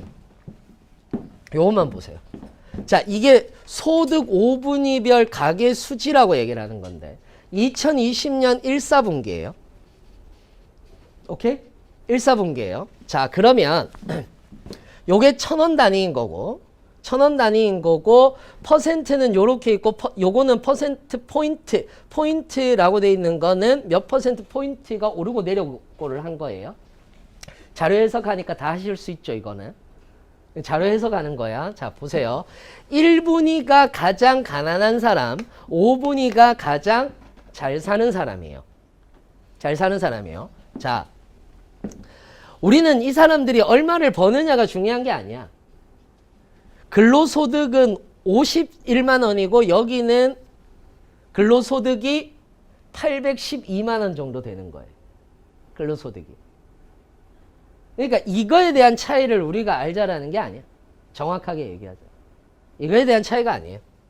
얘들이 이걸 본다고 해서 우리가 비교할 수 있는 부분은 아니고 요것만, 다른 건 보시지 말고 요것만 보세요. 흑자율 그리고 평균 소비 성향. 소비 성향은 소득분의 소비 곱하기 100이에요. 다시 소득분의 소비 곱하기 100이에요. 그러니까 얘들이 120%라고 얘기를 하는 건 120%라고 얘기를 하는 건 뭐 했다는 얘기예요? 120%는 빚지고 산다라는 거예요. 무슨 말인지 이해되시죠? 빚지고 산다라고 얘기를 하는 거예요. 그러면은 흑자율은 마이너스 20.5%야. 그러니 당연히 120.5%가 나오는 거겠지. 무슨 말인지 이해되세요?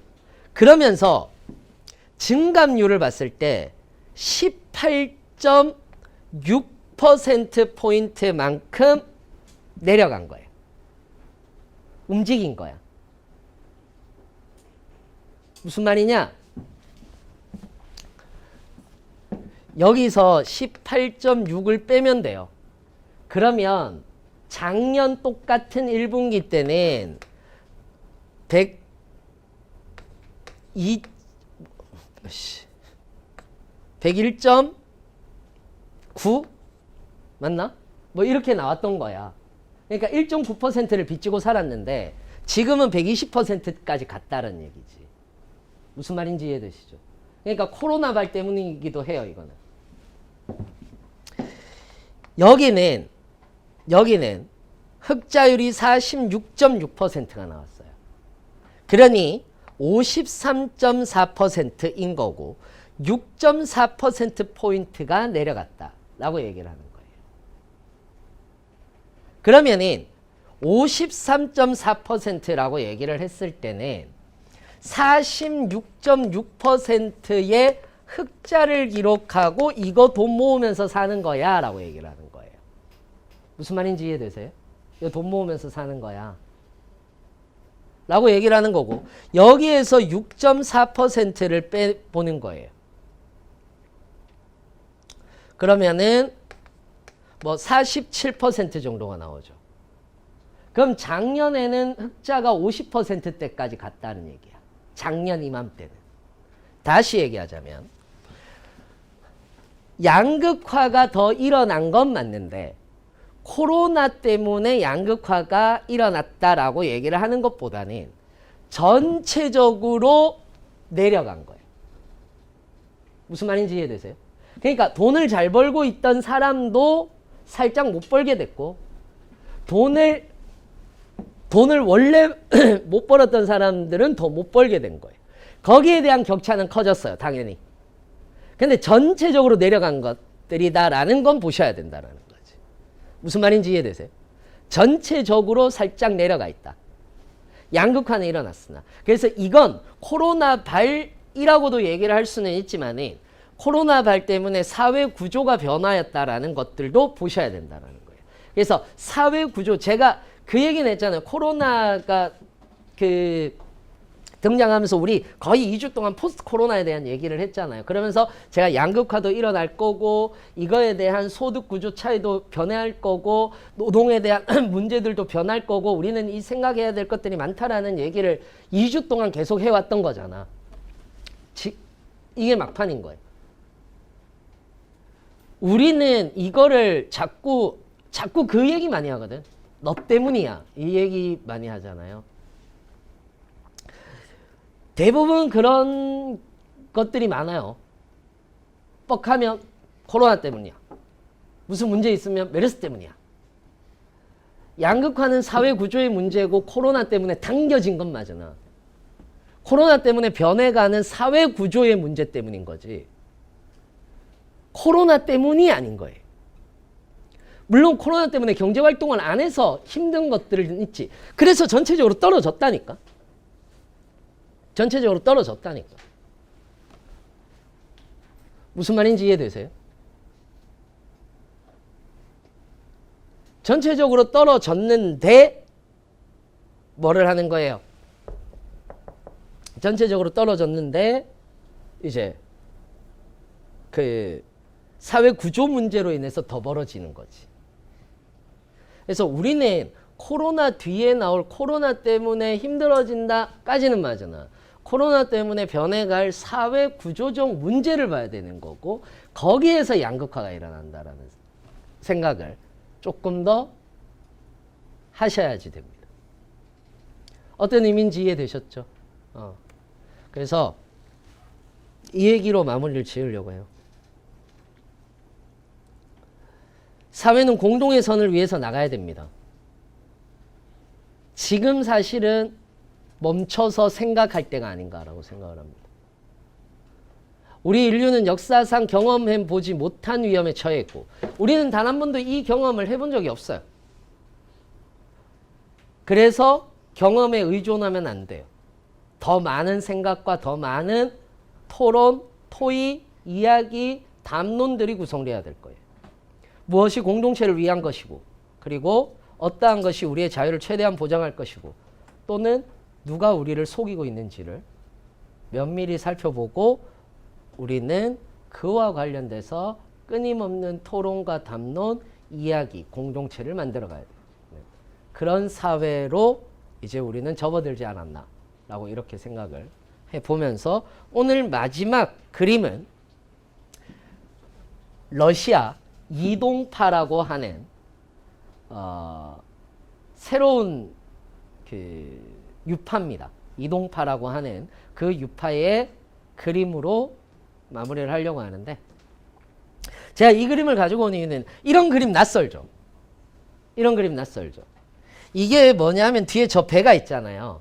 배가 항구에 들어오는데 항구 시설이 제대로 안 돼 있을까? 이게 러시아 작가인데 항구 시설이 제대로 안 돼 있는 곳에서는 이렇게 노역하는 분들이 계시는 거예요.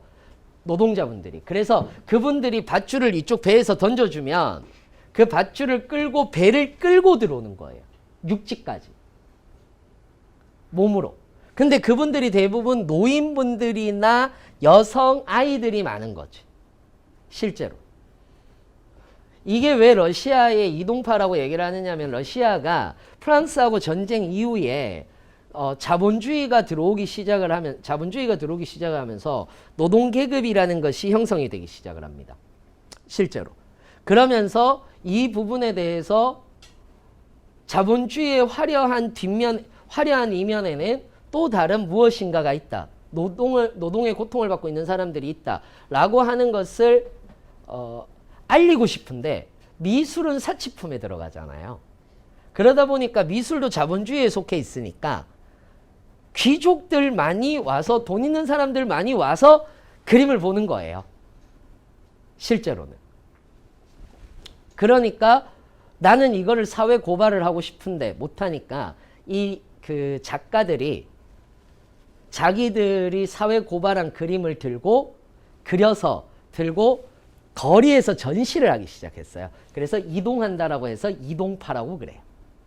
러시아의 이동파는 되게 유명해요. 이게 소위 말하는 볼세비키 혁명을 이끌었다라고 얘기할 정도로. 그래서 미술이 사회를 변화시킨 또 다른 하나의 유파로 남아있을 정도로 대단한 그림인데 왜 그랬느냐면 사회가 변화하고 있고 우리는 많은 생각을 해봐야 될 때고 실제로 미술품이 사치품이었지만 이렇게 거리로 들고 나와서 사회고발로도 바뀌었듯이 우리는 또 다른 것을 어떻게 변화시켜야 될지에 대한 고민을 끊임없이 해봐야 되지 않을까라는 의미로 이 그림을 한번 골라봤습니다. 오늘은 여기까지 할게요. 수고하셨습니다.